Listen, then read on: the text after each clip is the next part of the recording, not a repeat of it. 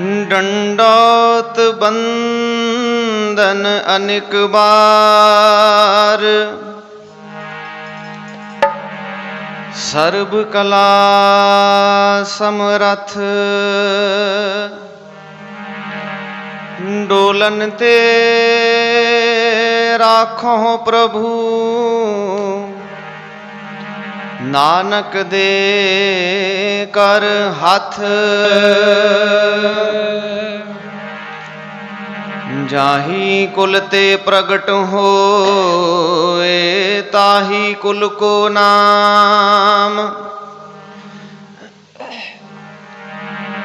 पुन द्वादश गोरिंड को मेरी है प्रणाम।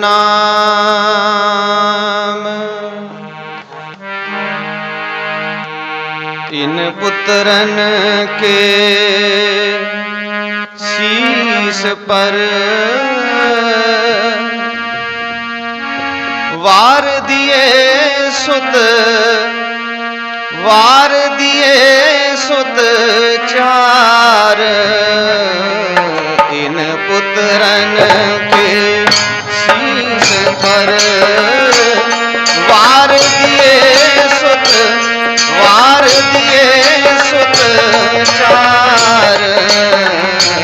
इन पुत्रन के शीश पर वार दिए सुत, वार दिए चार।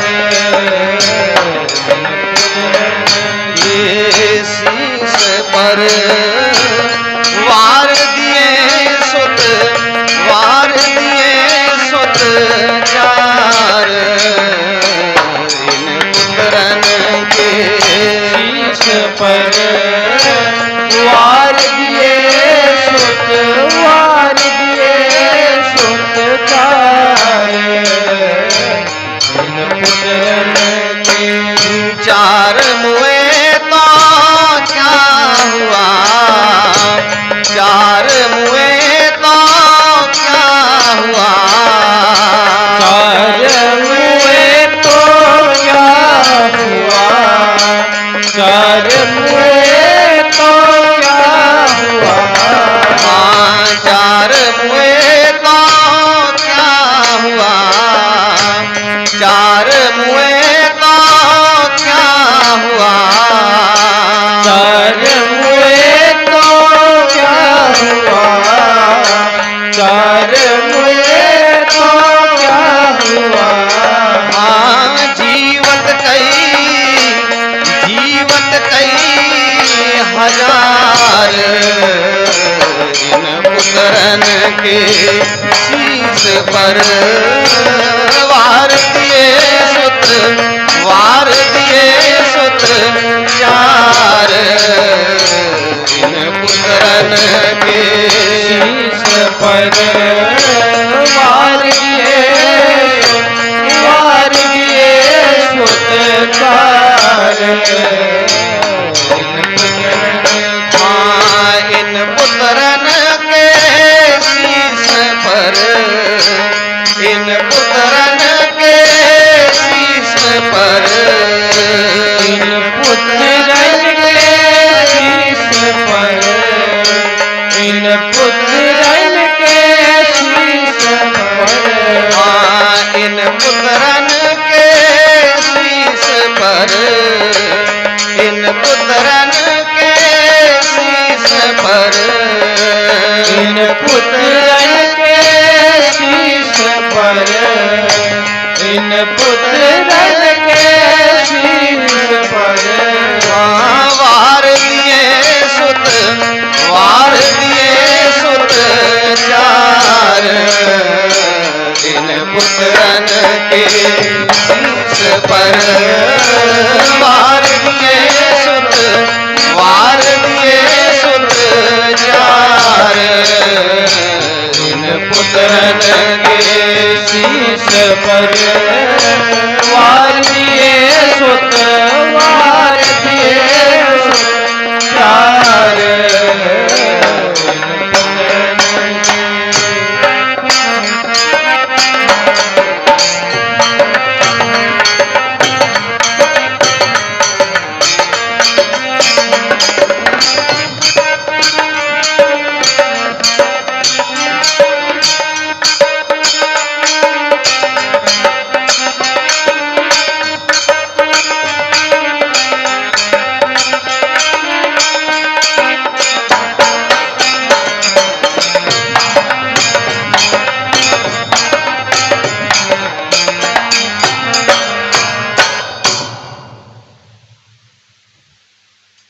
ਸਤਿਗੁਰੂ ਜੀ ਦੇ ਪਾਵਨ ਅਤੇ ਪਵਿੱਤਰ ਦਰਬਾਰ ਦੇ ਵਿੱਚ ਜਿੰਨੇ ਕੁ ਮਾਈ ਭਾਈ ਆਪਾਂ ਸਤ ਸੰਗਤ ਦੇ ਰੂਪ ਵਿੱਚ ਜੁੜ ਬੈਠੇ ਹਾਂ, ਆਪੋ ਆਪਣੀ ਮਨਚਿਤ ਬਿਰਤੀ ਨੂੰ ਇਕਾਗਰ ਕਰਨ ਵਾਸਤੇ, ਰਸਨਾ ਨੂੰ ਪਵਿੱਤਰ ਕਰਨ ਲਈ ਆਓ ਉਸ ਸਤਿਗੁਰੂ ਨੂੰ ਇੱਕ ਵਾਰ ਧੰਨ ਆਖੀਏ, ਜਿਸ ਸਤਿਗੁਰੂ ਨੇ ਆ ਜਿਹੜੇ ਦਿਨ ਚੱਲ ਰਹੇ ਨੇ, ਇਹਨਾਂ ਦਿਨਾਂ ਦੇ ਵਿੱਚ ਸਾਡੇ ਉੱਤੋਂ ਇਨ ਪੁੱਤਰਨ ਕੇ ਸੀਸ ਪਰਵਾਰ ਦੀਏ ਸੁਤ ਚਾਰ ਮੁਏ ਤੋਂ ਕਿਆ ਹੁਆ ਜੀਵਤ ਕਈ ਹਜ਼ਾਰ। ਪੁਰਾਣੇ ਸਮਿਆਂ ਦੇ ਵਿੱਚ ਜਦੋਂ ਕੋਈ ਮਾਤਾ ਪਿਤਾ, ਕੋਈ ਬਜ਼ੁਰਗ, ਉਹਨਾਂ ਦੇ ਘਰ ਦੇ ਵਿੱਚ ਕੋਈ ਨਵਾਂ ਮੁੰਡਾ, ਕੋਈ ਲਾੜਾ ਉਹ ਵਿਆਹ ਕੇ ਲਿਆਉਂਦੇ ਸਨ ਨਾ ਜਦੋਂ, ਤੇ ਉਸ ਬੱਚੇ ਦੇ ਮਾਤਾ ਪਿਤਾ, ਮਾਤਾ ਜਿਹੜੀ ਏ ਕੋਈ ਉਹਦੇ ਉੱਤੋਂ ਚੌਲ ਵਾਰਦਾ, ਕੋਈ ਉਹਦੇ ਉੱਤੋਂ ਪੈਸੇ ਵਾਰਦਾ। ਸਭ ਤੋਂ ਜ਼ਿਆਦਾ ਕੀਮਤੀ ਚੀਜ਼ ਉਸ ਵੇਲੇ ਜਿਹੜੀ ਮਾਪਿਆਂ ਦੇ ਕੋਲ ਹੁੰਦੀ ਹੈ ਨਾ, ਉਹ ਪੁੱਤਰ ਦੇ ਉੱਤੋਂ, ਲਾੜੇ ਦੇ ਉੱਤੋਂ ਵਾਰੀ ਜਾਂਦੀ ਹੈ। ਕੋਈ ਪੈਸੇ ਵਾਰਦਾ ਹੈ, ਕੋਈ ਚੌਲ ਵਾਰਦਾ ਹੈ, ਕੋਈ ਪਾਣੀ ਵਾਰਦਾ ਹੈ। ਪਰ ਗੁਰੂ ਗੋਬਿੰਦ ਸਿੰਘ ਸੱਚੇ ਪਾਤਸ਼ਾਹ ਆਪਣੇ 4 ਫਰਜ਼ੰਦ ਇਸ ਪੰਥ ਦੇ ਉੱਤੋਂ ਵਾਰ ਕੇ ਇਹ ਬਚਨ ਕੀਤਾ, ਇਨ ਪੁੱਤਰਨ ਕੇ ਸੀਸ ਪਰ ਵਾਰ ਦੀਏ ਸੁਤ ਚਾਰ ਮੁਏ ਤਾਂ ਕਿਆ ਹੁਆ ਜੀਵਤ ਕਈ ਹਜ਼ਾਰ।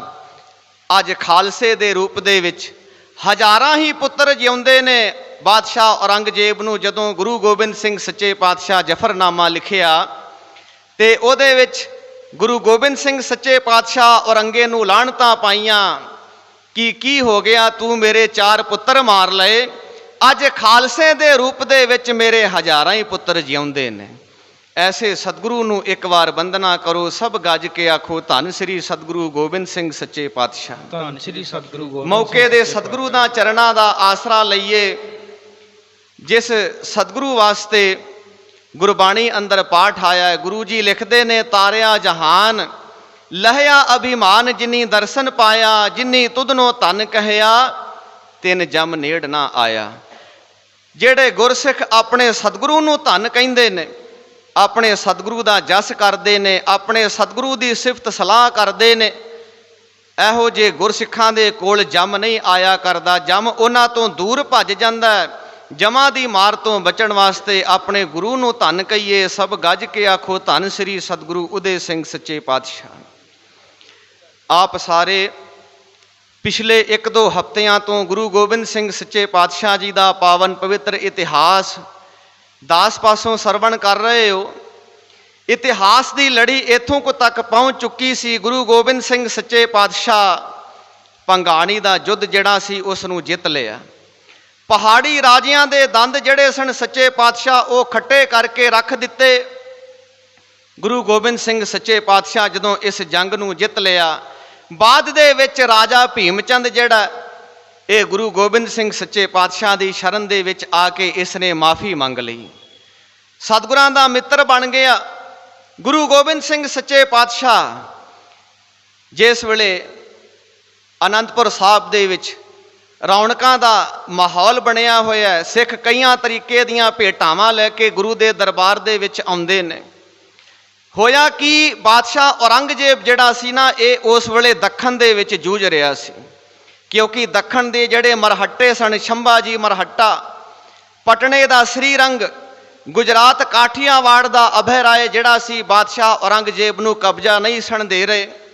ਇਹ ਦੱਖਣ ਵਾਲੇ ਪਾਸੇ ਜੂਝ ਰਿਹਾ ਸੀ ਤੇ 3 ਸਾਲ ਹੋ ਗਏ ਸਨ ਇਸ ਇਲਾਕੇ ਵਿੱਚ ਕੋਈ ਮਾਮਲਾ ਖਿਰਾਜ ਲੈਣ ਵਾਸਤੇ ਹੀ ਨਾ ਆਇਆ ਪਹਾੜੀ ਰਾਜਿਆਂ ਦੇ ਕੋਲੋਂ। ਬਾਦਸ਼ਾਹ ਔਰੰਗਜ਼ੇਬ ਨੇ ਮੀਆਂ ਖਾਂ ਦੀ ਡਿਊਟੀ ਲਾਈ।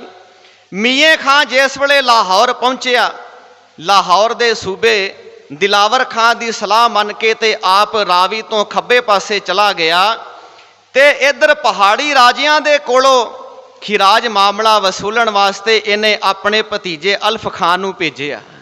ਅਲਫ ਖਾਂ ਚੜ੍ਹ ਕੇ ਆਉਂਦਾ।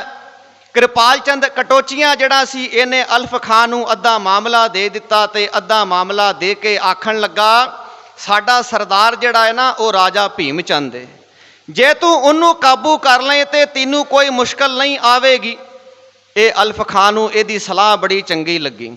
ਹੋਇਆ ਕਿ ਜਦੋਂ ਰਾਜੇ ਭੀਮ ਚੰਦ ਨੂੰ ਇਹਨੇ ਖਿਰਾਜ ਮਾਮਲਾ ਇਕੱਠਾ 3 ਸਾਲਾਂ ਦਾ ਦੇਣ ਵਾਸਤੇ ਆਖਿਆ ਤੇ ਰਾਜਾ ਭੀਮ ਚੰਦ ਜਿਹੜਾ ਸੀ ਇਹਨੇ 22 ਧਾਰ ਦੇ ਰਾਜੇ ਇਕੱਠੇ ਕਰ ਲਏ, ਜੰਗ ਕਰਨ ਵਾਸਤੇ ਤਿਆਰ ਹੋਇਆ। ਜੰਗ ਸ਼ੁਰੂ ਹੋਈ। ਆਪਣੇ ਆਪ ਨੂੰ ਕਮਜ਼ੋਰ ਵੇਖਦਿਆਂ ਹੋਇਆਂ ਰਾਜੇ ਭੀਮ ਚੰਦ ਨੇ ਸਤਿਗੁਰਾਂ ਦੇ ਕੋਲ ਆਪਣਾ ਵਜ਼ੀਰ ਭੇਜਿਆ। ਗੁਰੂ ਗੋਬਿੰਦ ਸਿੰਘ ਸੱਚੇ ਪਾਤਸ਼ਾਹ ਦੀਵਾਨ ਨੰਦ ਚੰਦ ਨੂੰ 500 ਸਿਪਾਹੀ ਦੇ ਕੇ ਮੈਦਾਨੇ ਜੰਗ ਦੇ ਵਿੱਚ ਭੇਜਿਆ। ਗੁਰੂ ਗੋਬਿੰਦ ਸਿੰਘ ਸੱਚੇ ਪਾਤਸ਼ਾਹ ਰਾਜੇ ਭੀਮ ਚੰਦ ਦੇ ਨਾਲ ਇੱਕ ਉੱਚੀ ਟਿੱਬੀ ਤੇ ਖਲੋਤੇ ਹੋਏ ਸਨ। ਇਸ ਜੰਗ ਦੇ ਵਿੱਚ ਦੀਵਾਨ ਨੰਦ ਚੰਦ ਨੇ ਆਪਣੀ ਤਲਵਾਰ ਦੇ ਕਿਰਪਾਨ ਦੇ ਬੜੇ ਜੌਹਰ ਵਿਖਾਏ, ਜਿਸ ਦਾ ਜ਼ਿਕਰ ਸੱਚੇ ਪਾਤਸ਼ਾਹ ਦਸਮ ਦਰਬਾਰ ਦੇ ਵਿੱਚ ਵੀ ਕੀਤਾ। ਇਸ ਜੰਗ ਦੇ ਵਿੱਚ ਸਤਿਗੁਰਾਂ ਦੀ ਜਿੱਤ ਹੋਈ। ਇਹ ਨਦਾਉਣ ਦੀ ਜੰਗ ਸੀ। ਜਦੋਂ ਅਲਫ ਖਾਂ ਹਾਰ ਗਿਆ ਤੇ ਸੂਬਾ ਦਿਲਾਵਰ ਖਾਂ ਲਾਹੌਰ ਵਾਲਾ ਇਹਦਾ ਬੇਟਾ ਰੁਸਤਮ ਖਾਂ ਚੜ੍ਹ ਕੇ ਆਉਂਦਾ ਹੈ। ਇਹ ਵੀ ਹਾਰ ਖਾ ਕੇ ਲਾਹੌਰ ਵਿੱਚ ਚਲਾ ਜਾਂਦਾ ਹੈ ਵਾਪਸ।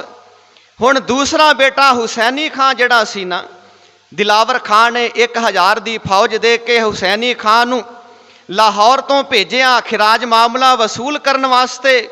ਜਦੋਂ ਹੁਸੈਨੀ ਖਾਂ ਚੜ੍ਹ ਕੇ ਆਇਆ ਤੇ ਇਹਨੇ ਪਹਾੜੀ ਰਾਜੇ ਕੁੱਟ-ਕੁੱਟ ਕੇ ਬਰਬਾਦ ਕਰ ਦਿੱਤੇ।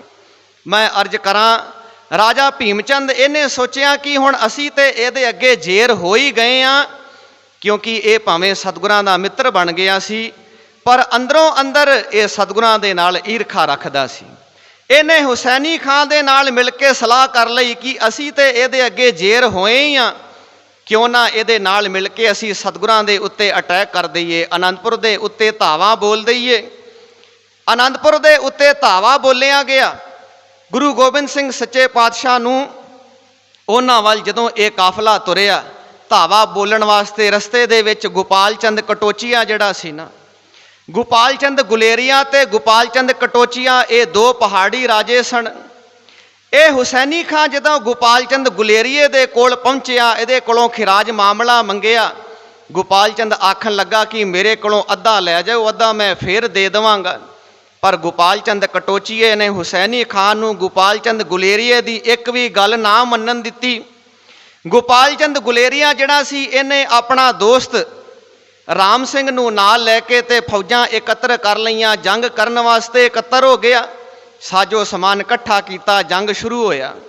ਜੰਗ ਦੇ ਵਿੱਚ ਜਦੋਂ ਗੋਪਾਲ ਚੰਦ ਗੁਲੇਰੀਏ ਨੇ ਆਪਣੀ ਕਮਜ਼ੋਰੀ ਵੇਖੀ ਤੇ ਸਤਿਗੁਰਾਂ ਨੂੰ ਇੱਕ ਚਿੱਠੀ ਲਿਖੀ, ਆਪਣਾ ਵਜ਼ੀਰ ਭੇਜਿਆ। ਗੁਰੂ ਗੋਬਿੰਦ ਸਿੰਘ ਸੱਚੇ ਪਾਤਸ਼ਾਹ ਉਸ ਵੇਲੇ ਭਾਈ ਸੰਗਤੀਏ ਨੂੰ, ਗੰਗਾ ਰਾਮ ਤੇ ਲਾਲ ਚੰਦ ਨੂੰ 300 ਸਿਪਾਹੀ ਦੇ ਕੇ ਮੈਦਾਨੇ ਜੰਗ ਦੇ ਵਿੱਚ ਭੇਜਿਆ। ਇਸ ਜੰਗ ਦੇ ਵਿੱਚ ਹੁਸੈਨੀ ਖਾਂ, ਦਲੇਰ ਖਾਂ ਮਾਰਿਆ ਜਾਂਦਾ ਹੈ। ਭਾਈ ਸੰਗਤੀਆਂ ਤੇ ਸਰਦਾਰਾ ਸਿੰਘ ਵੀ ਜਿਹੜੇ ਨੇ ਉਹ ਵੀ ਸ਼ਹੀਦੀ ਪ੍ਰਾਪਤ ਕਰ ਜਾਂਦੇ ਨੇ। ਇਸ ਜੰਗ ਦੇ ਵਿੱਚ ਸਤਿਗੁਰਾਂ ਦੀ ਫਿਰ ਜਿੱਤ ਹੋਈ। ਮੈਂ ਅਰਜ਼ ਕਰਾਂ, ਪਹਾੜੀ ਰਾਜੇ ਜਿਹੜੇ ਸਨ ਤੇ ਸ਼ਾਹੀ ਫੌਜਾਂ ਦੇ ਜਿਹੜੇ ਸੂਬੇ ਸਨ, ਉਹਨਾਂ ਦੇ ਸੂਰਮੇ ਚੜ੍ਹ ਚੜ੍ਹ ਕੇ ਆਉਂਦੇ ਰਹੇ, ਪਰ ਗੁਰੂ ਗੋਬਿੰਦ ਸਿੰਘ ਸੱਚੇ ਪਾਤਸ਼ਾਹ ਦੀ ਇਹਨਾਂ ਜੰਗਾਂ ਦੇ ਵਿੱਚ ਜਿੱਤ ਹੁੰਦੀ ਰਹੀ। ਇਹ ਖਬਰਾਂ ਜਿਹੜੀਆਂ ਸਨ ਬਾਦਸ਼ਾਹ ਔਰੰਗਜ਼ੇਬ ਤੱਕ ਵੀ ਪਹੁੰਚ ਰਹੀਆਂ ਸਨ। ਦੱਖਣ ਵਿੱਚ ਬਾਦਸ਼ਾਹ ਔਰੰਗਜ਼ੇਬ ਨੇ ਆਪਣੇ ਲੜਕੇ ਬਹਾਦਰ ਸ਼ਾਹ, ਜਿਹਦਾ ਨਾਮ ਮੁਅੱਜ਼ਮ ਵੀ ਲਿਖਿਆ ਹੋਇਆ ਹੈ, ਇਸ ਦੀ ਡਿਊਟੀ ਲਾਈ ਕਿ ਪਹਾੜੀ ਰਾਜਿਆਂ ਦੇ ਕੋਲੋਂ ਖਿਰਾਜ ਮਾਮਲਾ ਜਿਹੜਾ ਉਹ ਵਸੂਲ ਕਰਨਾ ਹੈ। ਜਿਸ ਵੇਲੇ ਬਹਾਦਰ ਸ਼ਾਹ ਚੜ੍ਹ ਕੇ ਆਇਆ ਫੌਜਾਂ ਲੈ ਕੇ, ਪਹਾੜੀ ਰਾਜਿਆਂ ਨੂੰ ਬੜਾ ਫਿਕਰ ਹੋਇਆ। ਸਾਰਾ 3 ਸਾਲ ਦਾ ਖਿਰਾਜ ਮਾਮਲਾ ਜਿਹੜਾ ਸੀ ਬਹਾਦਰ ਸ਼ਾਹ ਦੇ ਅੱਗੇ ਧਰ ਦਿੱਤਾ। ਪਰ ਇਹ ਬਹਾਦਰ ਸ਼ਾਹ ਜਿਹੜਾ ਸੀ ਸਤਿਗੁਰਾਂ ਦੇ ਕੋਲ ਨਹੀਂ ਗਿਆ, ਇਹ ਗੁਰੂ ਘਰ ਦੀ ਮਹਿਮਾ ਨੂੰ ਜਾਣਦਾ ਸੀ, ਵਾਪਸ ਪਰਤ ਗਿਆ। ਇੱਥੋਂ ਹੁਣ ਪਹਾੜੀ ਰਾਜੇ ਈਰਖਾ ਹੋਰ ਜ਼ਿਆਦਾ ਕਰਨ ਲੱਗ ਪਏ ਸਤਿਗੁਰਾਂ ਦੇ ਨਾਲ।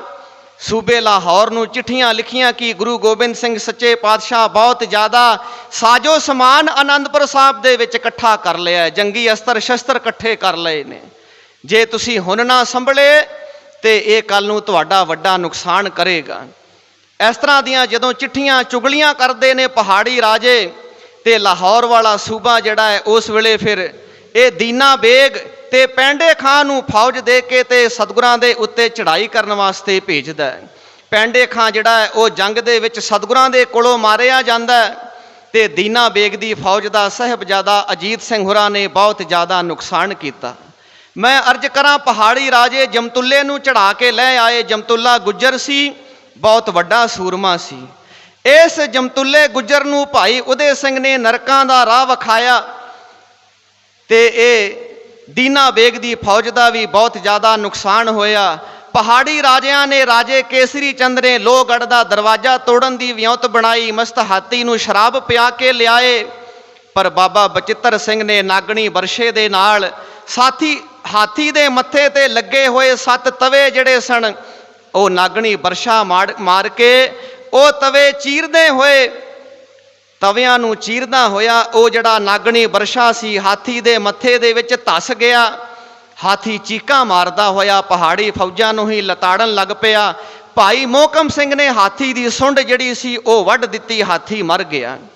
ਭਾਈ ਉਦੇ ਸਿੰਘ ਨੇ ਇਹਦੇ ਤੋਂ ਬਾਅਦ ਰਾਜਾ ਕੇਸਰੀ ਚੰਦ ਦਾ ਸਿਰ ਵੱਢ ਕੇ ਗੁਰੂ ਗੋਬਿੰਦ ਸਿੰਘ ਸੱਚੇ ਪਾਤਸ਼ਾਹ ਦੇ ਚਰਨਾਂ ਦੇ ਵਿੱਚ ਰੱਖਿਆ। ਪਹਾੜੀ ਰਾਜੇ ਜਿਹੜੇ ਨੇ ਬਹੁਤ ਜ਼ਿਆਦਾ ਲਾਚਾਰ ਨੇ। ਮੈਂ ਅਰਜ਼ ਕਰਾਂ, ਇਸ ਤਰ੍ਹਾਂ ਦਾ ਮਾਹੌਲ ਜਦੋਂ ਬਣਿਆ, ਬਹਾਦਰ ਸ਼ਾਹ ਜ਼ਫਰ ਜਿਹੜਾ ਇਹ ਪਸ਼ੌਰ ਵਾਲੇ ਪਾਸੇ ਗਿਆ ਹੋਇਆ ਸੀ, ਜਦੋਂ ਇਹ ਲਾਹੌਰ ਮੁੜ ਕੇ ਆਉਂਦਾ ਹੈ, ਸਾਰੇ ਹਾਲਾਤ ਵੇਖਦਾ ਹੈ, ਆਪਣਾ ਮੁਨਸ਼ੀ ਭਾਈ ਨੰਦ ਲਾਲ ਇਸ ਨੂੰ ਅਨੰਦਪੁਰ ਸਾਹਿਬ ਭੇਜਦਾ ਹੈ ਕਿ ਜਾ ਕੇ ਪਤਾ ਤੇ ਕਰੋ ਕਿ ਗੁਰੂ ਦੀ ਮਨਸ਼ਾ ਆਖਰ ਕੀ ਹੈ। ਦੀਵਾਨ ਨੰਦ ਲਾਲ ਜਿਹੜਾ ਹੈ ਉਹ ਅਨੰਦਪੁਰ ਸਾਹਿਬ ਆਉਂਦਾ ਹੈ। ਉਹ ਜਾ ਕੇ ਸਾਰੀ ਖਬਰ ਬਹਾਦਰ ਸ਼ਾਹ ਜ਼ਫਰ ਨੂੰ ਦੱਸਦਾ ਹੈ ਕਿ ਉਹ ਤੇ ਫਕੀਰ ਲੋਕ ਨੇ, ਉਹ ਕਿਸੇ ਦੇ ਨਾਲ ਵੀ ਜੰਗ ਨਹੀਂ ਕਰਨਾ ਚਾਹੁੰਦੇ। ਉਹਨਾਂ ਦਾ ਕਹਿਣਾ ਇਹ ਆ ਕਿ ਅਸੀਂ ਕਿਸੇ ਦੇ ਨਾਲ ਵੀ ਜੰਗ ਨਹੀਂ ਕਰਦੇ, ਪਰ ਜੇ ਸਾਡੇ ਉੱਤੇ ਕੋਈ ਚੜ੍ਹ ਕੇ ਆ ਜਾਂਦਾ ਹੈ ਤੇ ਉਹਨੂੰ ਅਸੀਂ ਸੁੱਕਾ ਜਾਣ ਨਹੀਂ ਦਿੰਦੇ।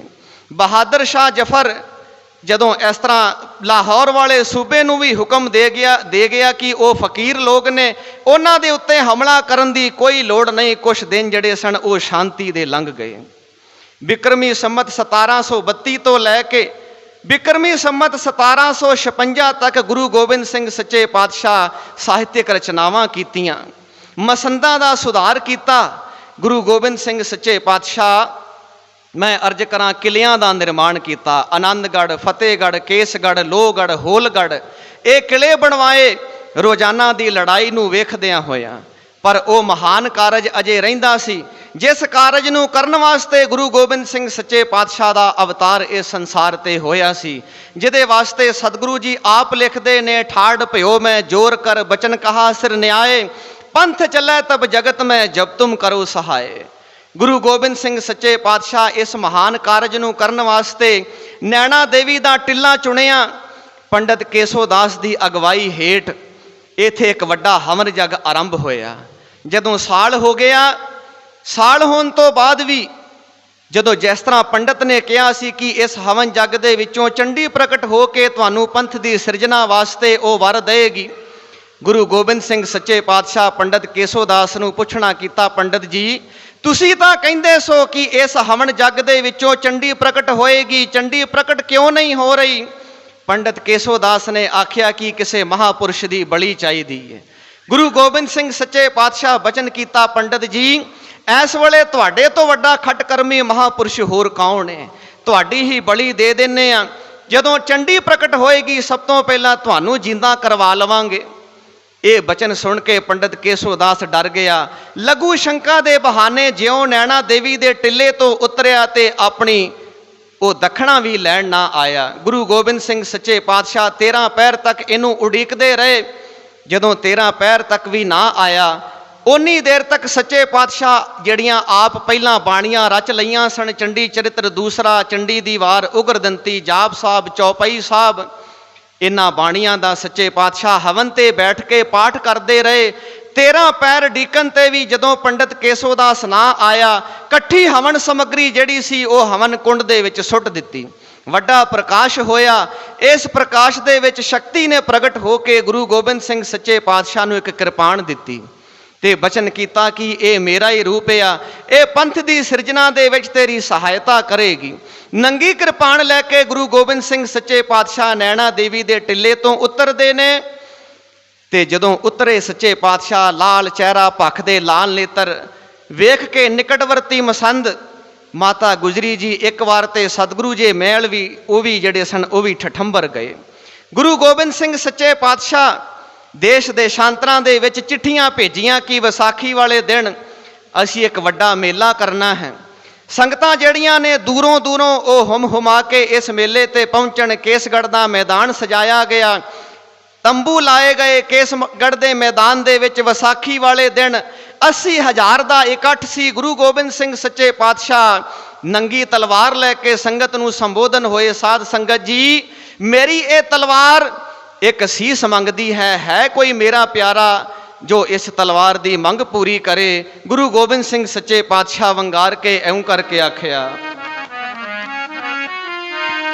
ਹਾਂਜੀ ਜੋ ਤੋ ਪ੍ਰੇਮ ਖੇਲਣ ਕਾ ਚਾਓ, ਸਿਰ तर तली गली मेरी आओ, जाओ तो प्रेम खेलन का चाओ, सिर तर तली गली मेरी आओ, जाओ तो प्रेम खेलन का चाओ, सिर तर तली गली मेरी आओ, जाओ तो प्रेम खेलन का चाओ, सिर तर तली गली मेरी आओ। हाँ जाओ तो प्रेम खेलन का चाओ, सिर तर तली गली मेरी आओ, जाओ तो प्रेम खेलन का चाओ, सिर तर तली गली मेरी आओ, जाओ तो प्रेम खेलन का चाओ, सिर तर तली गली मेरी आओ, जाओ तो प्रेम खेलन का चाओ, सिर तर तली गली मेरी आओ। हाँ सिर तर तली गली मेरी आओ, सिर तर तली गली मेरी आओ, सिर तर तली गली मेरी आओ, सिर तर तली गली मेरी आओ। हाँ सिर तर तली गली मेरी आओ, सिर तर तली गली मेरी आओ, सिर तर तली गली मेरी आओ, सिर तर तली गली मेरी आओ। हाँ जाओ तो प्रेम खेलन का जाओ, सिर तर तली गली मेरी आओ, जाओ तो प्रेम खेलन का जाओ, सिर तर तली गली मेरी आओ, जाओ तो प्रेम खेलन का जाओ, सिर तर तली गली मेरी आओ, जाओ तो प्रेम खेलन का जाओ, सिर तर तली गली मेरी आओ। जाओ तो प्रेम खेलन का चाओ, सिर धर तली गली मेरी आओ, इत मार्ग पैर धरीजै, सिर दीजै कान ना कीजै। पंज प्यारे जड़े ने ओ नितरदे ने इस दिहाड़े, कलगी धर ने सिख परखे सिखी दे वणजारे, सिर तलियां ते धर के नितरे सिदकी सूरे पंज प्यारे। भाई दया सिंह जी, भाई धर्म सिंह जी, भाई हिम्मत सिंह जी, भाई मोहकम सिंह, भाई साहिब सिंह। गुरु गोबिंद सिंह सच्चे पातशाह इन्हां पंजां नूं अमृत दी दात दे के पंथ दे पंज प्यारे साजे गुरु गोबिंद सिंह सच्चे पातशाह। इस तरह जदों दिन प्रति दिन ये खालसा पंथ वधन लगा, सतगुरु सच्चे पातशाह अपने नाम दे पिछे भी सिंह ला दिता ते अपने सिखां दे नाम दे पिछे भी सिंह शब्द लाया। शेरां वाली मर्दां वाली कौम पैदा कीती, दिन प्रति दिन ये खालसा वधन लगा।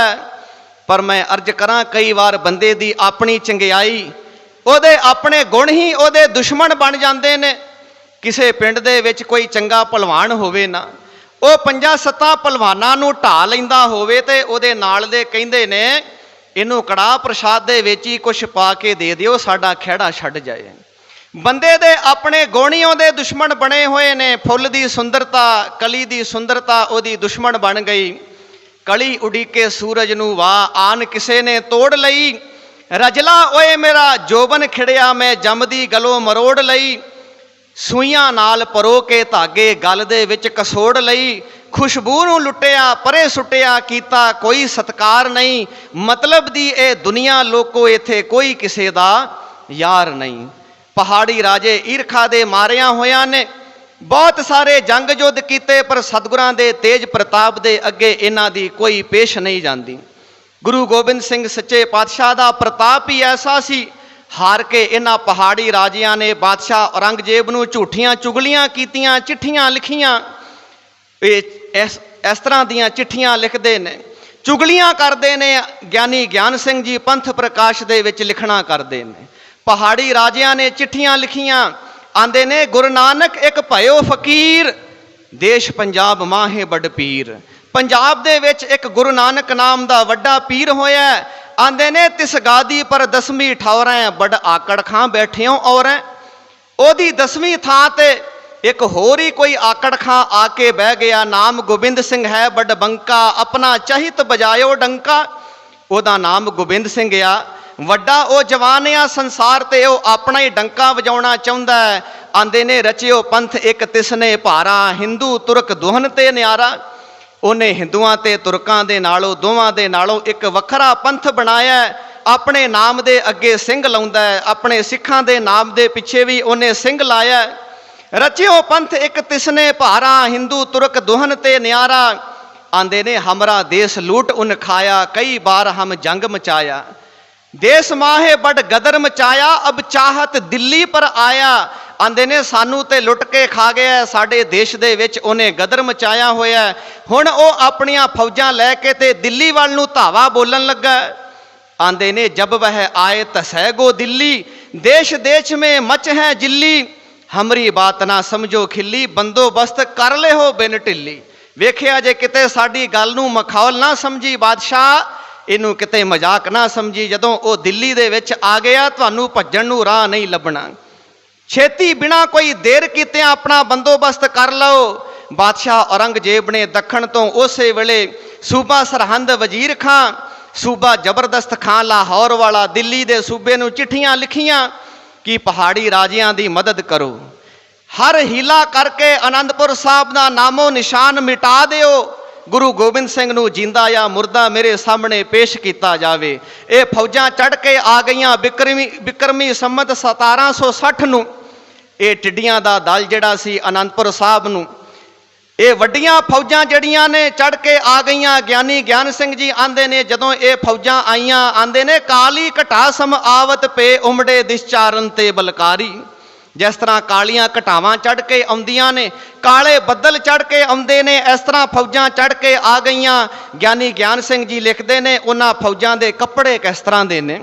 आंदे ने काली पोशाक सजी सबके, अंग जंग मचावन के हितकारी। काले रंग दे कपड़े उन्हां ने पाए होए ने। इस गल दा जिक्र गुरु गोबिंद सिंह सच्चे पातशाह जफरनामे दे विच भी करदे ने। बरंगे मगस शाह पोश आमदंद, बहक बारगी खरोस आमदंद। औरंगिया तेरिया मक्खी रंगियां फौजां साडे उत्ते चढ़ के आ गईयां। ओ दिल्ली तो लाहौर तो सरहंद तो फौजां जिस वेले इकट्ठियां हो के पहाड़ी राजियां दे नाल मिल के जंग नूं ओ जितण वास्ते इकट्ठियां हो के आईयां ने। आऊं करके फौजां चल आईयां ने,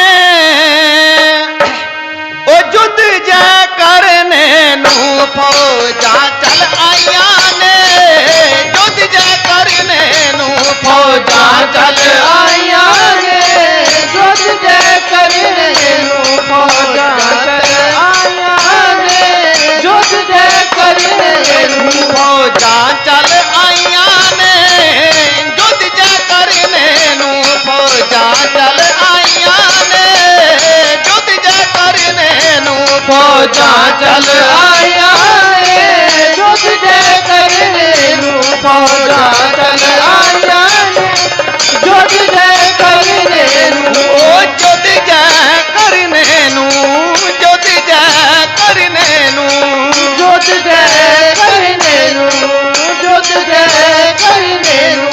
ओ जुद जय करने नूं, जुद जय करने नूं। जुद जय करने नूं, जुद जय करने नूं। ओ जुद जय करने नूं, जुद जय करने नूं। जुद जय करने नूं, जुद जय करने नूं। फौजां चल आईयां ने, जुद जय करने नूं। फौजां चल आईयां ने, जुद जय करने नूं। फौजां चल आईयां ने, जुद जय करने नूं। फौजां चल आईयां ने, जुद जय करने नूं। फौजां चढ़ के आ गईयां, जंग जितना। आमने सामने दा जंग शुरू होया। गुरु गोबिंद सिंह सच्चे पातशाह दे माझे दे मालवे दे सूरमियां ने शाही फौजां दा बहुत ज़्यादा नुकसान किया, पहाड़ी राजियां दा बहुत ज़्यादा नुकसान होया। बहुत लम्मा ये जंग चलता रहा।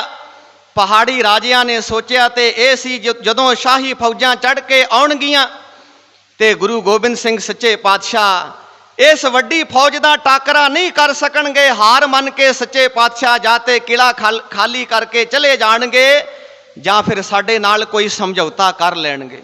पर गुरु गोबिंद सिंह सच्चे पातशाह किला नहीं छड्डदे। बहुत लम्मा ये जंग चलता रहा। पहाड़ी राजे भी इन्हां शाही फौजां नूं तनखावां दे दे के राशन पानी का खर्चा कर करके बर्बाद हो चले सन। पंमे पुरोहित ने की कीता, एक तरकीब इन्हें सुझाई पहाड़ी राजियां नूं। इन्हें की कीता, एक आटे की बहुत वड्डी सारी गऊ बना के ना रात नूं चुप चुपीते कुछ बंदे लिजा के ते जिथे आनंदपुर साहब का वड्डा गेट सी ना, जिवें भैणी साहब का गेट नंबर 1 या वड्डा गेट, उस वड्डे गेट दे अगे भाई संतोख सिंह जी गुरप्रताप सूरज ग्रंथ दे विच लिखना करते ने। सारी थां नूं गोए दे नाल लिंब पुछ के ते उत्थे ओ गां जड़ी सी आटे दी उत्थे रख के ओदे अगे पूजा वाली थाली रख के, चौल रख के, कुछ पैसे रख के ते एक चिट्ठी जड़ी पहाड़ी राजियां दे कोलों लिखाई सी वो चिट्ठी रख दी। सवेरे गेट खोलिया गया।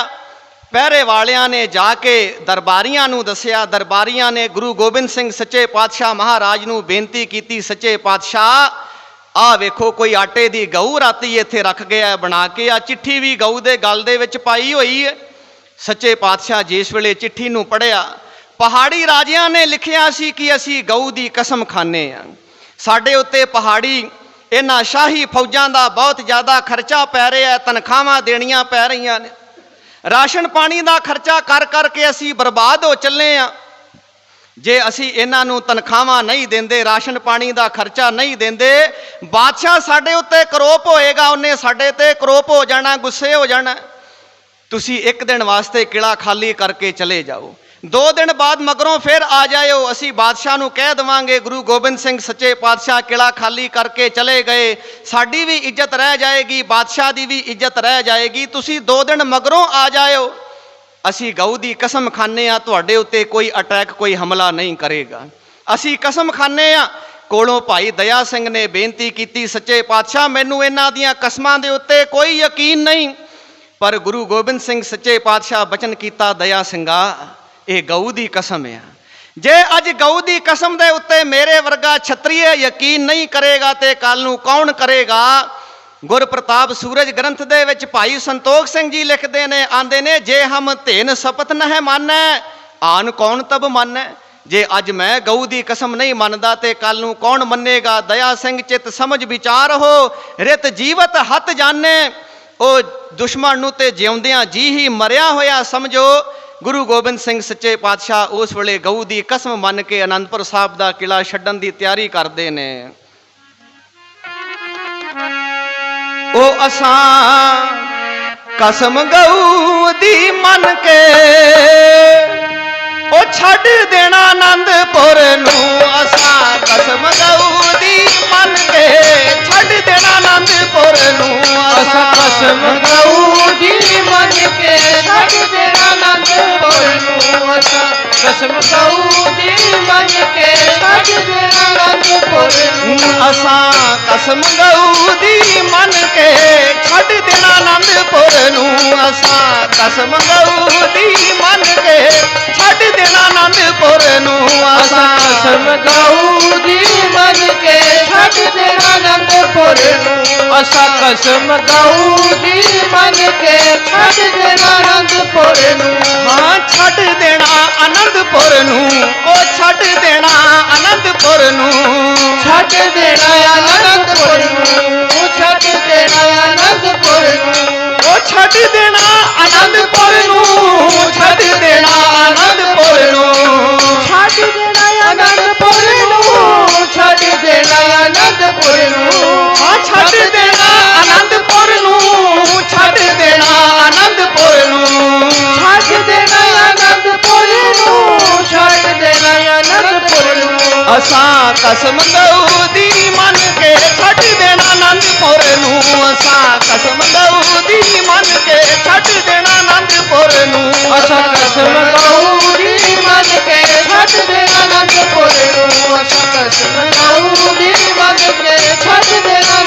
ਹੋਰ ਨੂੰ। ਗੁਰੂ ਗੋਬਿੰਦ ਸਿੰਘ ਸੱਚੇ ਪਾਤਸ਼ਾਹ ਅਨੰਦਪੁਰ ਸਾਹਿਬ ਦਾ ਕਿਲਾ ਛੱਡ ਕੇ ਬਾਹਰ ਨਿਕਲਦੇ ਨੇ ਤੇ ਉਸੇ ਵੇਲੇ ਪਹਾੜੀ ਫੌਜਾਂ, ਪਹਾੜੀ ਰਾਜੇ ਜਿਹੜੀ ਕਸਮ ਗਊ ਦੀ ਮੰਨੀ ਸੀ, ਉਸ ਕਸਮ ਨੂੰ ਭੁੱਲ ਕੇ ਸਤਿਗੁਰਾਂ ਦੇ ਉੱਤੇ ਟੁੱਟ ਕੇ ਪੈ ਗਏ। ਸਤਿਗੁਰਾਂ ਦੇ ਸੂਰਮਿਆਂ ਨੇ ਸ਼ਾਹੀ ਫੌਜਾਂ ਦਾ, ਪਹਾੜੀ ਫੌਜਾਂ ਦਾ ਟਾਕਰਾ ਕੀਤਾ। ਗੁਰੂ ਗੋਬਿੰਦ ਸਿੰਘ ਸੱਚੇ ਪਾਤਸ਼ਾਹ ਵੇਖਿਆ ਕਿ ਪਹਾੜੀ ਰਾਜੇ ਆਪਣੀ ਕਸਮ ਨੂੰ ਤੋੜ ਚੁੱਕੇ ਨੇ। ਸਤਿਗੁਰੂ ਸੱਚੇ ਪਾਤਸ਼ਾਹ ਅਜੇ ਇਲਾਕਾ ਨਹੀਂ ਸੀ ਛੱਡਿਆ। ਸੱਚੇ ਪਾਤਸ਼ਾਹ ਥੋੜਾ ਉੱਪਰ ਇੱਕ ਹੋਰ ਪਹਾੜੀ ਤੇ ਚਲੇ ਗਏ ਜਿੱਥੇ ਅੱਜ ਨਿਰਮੋਹਗੜ੍ਹ ਕਿਲਾ ਬਣਿਆ ਹੋਇਆ ਹੈ। ਇੱਥੇ ਜਾ ਕੇ ਸੱਚੇ ਪਾਤਸ਼ਾਹ ਨਿਰਮੋਹਗੜ੍ਹ ਕਿਲਾ ਬਣਾਇਆ। ਦੁਪਹਿਰ ਦੇ ਵੇਲੇ ਸੱਚੇ ਪਾਤਸ਼ਾਹ ਇੱਥੇ ਨਿਤਨੇਮ ਕਰਿਆ ਕਰਦੇ ਸਨ। ਪਹਾੜੀ ਰਾਜੇ ਈਰਖਾ ਦੇ ਮਾਰੇ ਹੋਏ ਰਾਜੇ ਭੀਮ ਚੰਦ ਨੇ ਦੂਰੋਂ ਦੂਰਬੀਨ ਲੈ ਕੇ ਵੇਖਿਆ ਕਿ ਸੱਚੇ ਪਾਤਸ਼ਾਹ ਇੱਥੇ ਦੁਪਹਿਰ ਦੇ ਨਿਤਨੇਮ ਦੇ ਵਿੱਚ ਪਲੰਗ ਤੇ ਬੈਠਦੇ ਨੇ। ਇਥੋਂ ਤੋਪ ਦਾ ਗੋਲਾ ਜਿਹੜਾ ਮਾਰਿਆ ਜਾ ਸਕਦਾ ਹੈ। ਦੋ ਤੋਪਚੀ ਬੁਲਾਏ, ਤੋਪਚੀਆਂ ਨੂੰ ਆਖਿਆ ਕਿ ਤੁਹਾਨੂੰ ਬਹੁਤ ਜ਼ਿਆਦਾ ਧਨ ਦੌਲਤ ਦੇ ਕੇ ਅਮੀਰ ਕਰ ਦੇਵਾਂਗੇ, ਇਥੋਂ ਗੋਲਾ, ਇਥੋਂ ਸ਼ਿਸ਼ਤ ਲੈ ਕੇ ਗੁਰੂ ਗੋਬਿੰਦ ਸਿੰਘ ਦੀ ਤੇ ਉਹਨੂੰ ਮਾਰ ਦੇਣਾ ਹੈ। ਅਗਲੇ ਦਿਨ ਜਦੋਂ ਗੁਰੂ ਗੋਬਿੰਦ ਸਿੰਘ ਸੱਚੇ ਪਾਤਸ਼ਾਹ ਦੁਪਹਿਰ ਦੇ ਨਿਤਨੇਮ ਦੇ ਵਿੱਚ ਪਲੰਗ ਦੇ ਉੱਪਰ ਬਿਰਾਜਮਾਨ ਨੇ, ਤੋਪਚੀ ਨੇ ਗੋਲਾ ਦਾਗਿਆ ਤੇ ਗੋਲਾ ਜਿਹੜਾ ਸੀ ਸਤਿਗੁਰਾਂ ਦਾ ਚੌਰ ਬਰਦਾਰ ਸਿੱਖ ਭਾਈ ਰਾਮ ਸਿੰਘ, ਉਹਨੂੰ ਜਾ ਕੇ ਵੱਜਿਆ। ਭਾਈ ਰਾਮ ਸਿੰਘ ਸ਼ਹੀਦੀ ਪ੍ਰਾਪਤ ਕਰ ਗਿਆ। ਇਹਨੇ ਨੂੰ ਤੋਪਚੀ ਨੇ ਵੇਖਿਆ ਕਿ ਗੋਲਾ ਨਿਸ਼ਾਨੇ ਤੇ ਨਹੀਂ ਵੱਜਿਆ, ਦੂਸਰਾ ਗੋਲਾ ਭਰਨ ਲੱਗਾ।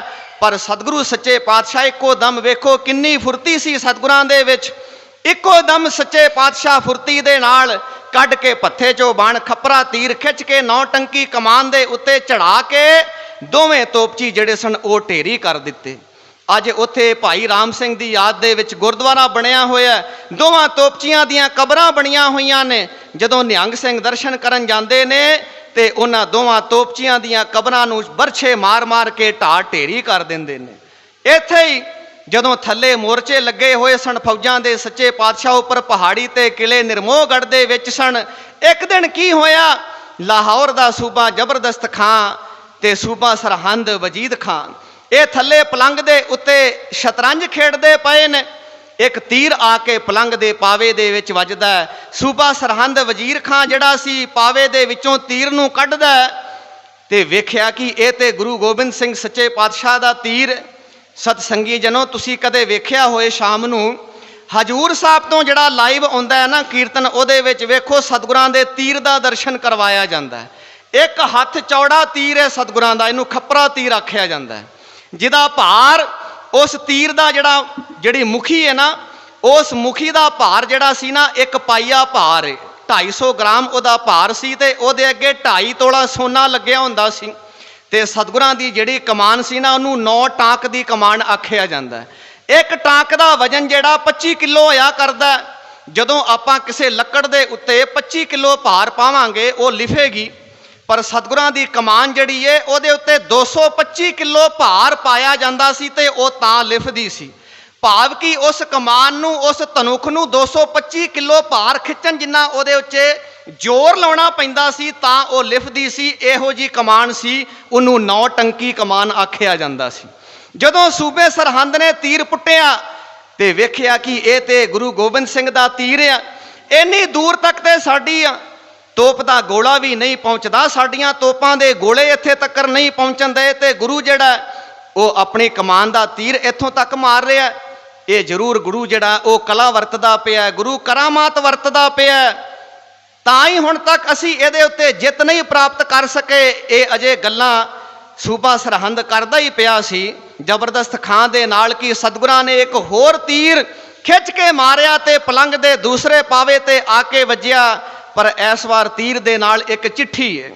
ਸੂਬੇ ਸਰਹੰਦ ਨੇ ਤੀਰ ਨੂੰ ਪੁੱਟਿਆ, ਚਿੱਠੀ ਨੂੰ ਪੜ੍ਹਿਆ ਤੇ ਉਸ ਚਿੱਠੀ ਦੇ ਵਿੱਚ ਸਤਿਗੁਰਾਂ ਨੇ ਲਿਖਿਆ ਹੋਇਆ ਸੀ, ਸੂਬਾ ਸਰਹੰਦ ਵਜ਼ੀਰ ਖਾਂ, ਇਹ ਮੇਰੀ ਕਰਾਮਾਤ ਨਹੀਂ, ਇਹ ਮੇਰੀ ਕਰਤ ਵਿੱਦਿਆ ਹੈ। ਮੈਂ ਚਾਹੁੰਦਾ ਤੇ ਇਹ ਦੋਵੇਂ ਤੀਰ ਤੁਹਾਡੀਆਂ ਦੋਵੇਂ ਛਾਤੀਆਂ ਨੂੰ ਪਾੜ ਕੇ ਤੇ ਤੁਹਾਨੂੰ ਵਿੰਨ ਕੇ ਪਰਾਂ ਲੰਘ ਜਾਂਦੇ, ਪਰ ਮੈਂ ਹੂੰ ਪਰਮ ਪੁਰਖ ਕੋ ਦਾਸਾ, ਦੇਖਣ ਆਇਓ ਜਗਤ ਤਮਾਸ਼ਾ। ਮੈਂ ਤੇ ਇਹ ਸੰਸਾਰ ਦਾ ਜਗਤ ਤਮਾਸ਼ਾ ਵੇਖਣ ਵਾਸਤੇ ਆਇਆ। ਇੱਥੋਂ ਫਿਰ ਨਿਰਮੋਹਗੜ੍ਹ ਕਿਲੇ ਤੋਂ ਗੁਰੂ ਗੋਬਿੰਦ ਸਿੰਘ ਸੱਚੇ ਪਾਤਸ਼ਾਹ ਬਿਪੋਰ ਚਲੇ ਜਾਂਦੇ ਨੇ। ਇੱਥੋਂ ਦੇ ਰਾਜੇ ਨੇ ਬਹੁਤ ਜ਼ਿਆਦਾ ਸੇਵਾ ਸਤਿਗੁਰਾਂ ਦੀ ਕੀਤੀ, ਜਿੱਥੇ ਅੱਜ ਬਿਪੋਰ ਸਾਹਿਬ ਗੁਰਦੁਆਰਾ ਬਣਿਆ ਹੋਇਆ। ਇੱਥੋਂ ਫਿਰ ਦੁਬਾਰਾ ਫਿਰ ਆਨੰਦਪੁਰ ਸਾਹਿਬ ਸੱਚੇ ਪਾਤਸ਼ਾਹ ਵਾਪਸ ਆਉਂਦੇ ਨੇ। आनंदपुर साहब के किले की मुरम्मत कराई, जिहड़ा किला ढह ढेरी पिछों फौजां ने कर दिता सी। दुबारा फिर संगतां दी आवाजाई शुरू होई, बाजार खुलण लगे, रौनकां वधण लगियां, पर पहाड़ी राजियां दा दुख जिहड़ा सी वो दूर नहीं होया, क्योंकि गुरु गोबिंद सिंह सच्चे पातशाह दे उत्ते ये जित नहीं सन प्राप्त कर सके। शाही फौजां ने की कीता, आनंदपुर साहब ने किले नूं जाण वाले आनंदपुर साहब नूं जिन्ने रस्ते जांदे सन सारे रस्ते बंद कर दिते। किले दे अंदर कोई खाण पीण दा पदार्थ, कोई रस्तां बस्तां, कोई राशन अंदर नहीं जांदा। इन्हां ने सोचिया सी कि जदों किले दे अंदर दा अनाज जिहड़ा वो मुक जावेगा ते सच्चे पातशाह किला खाली करके चले जाणगे।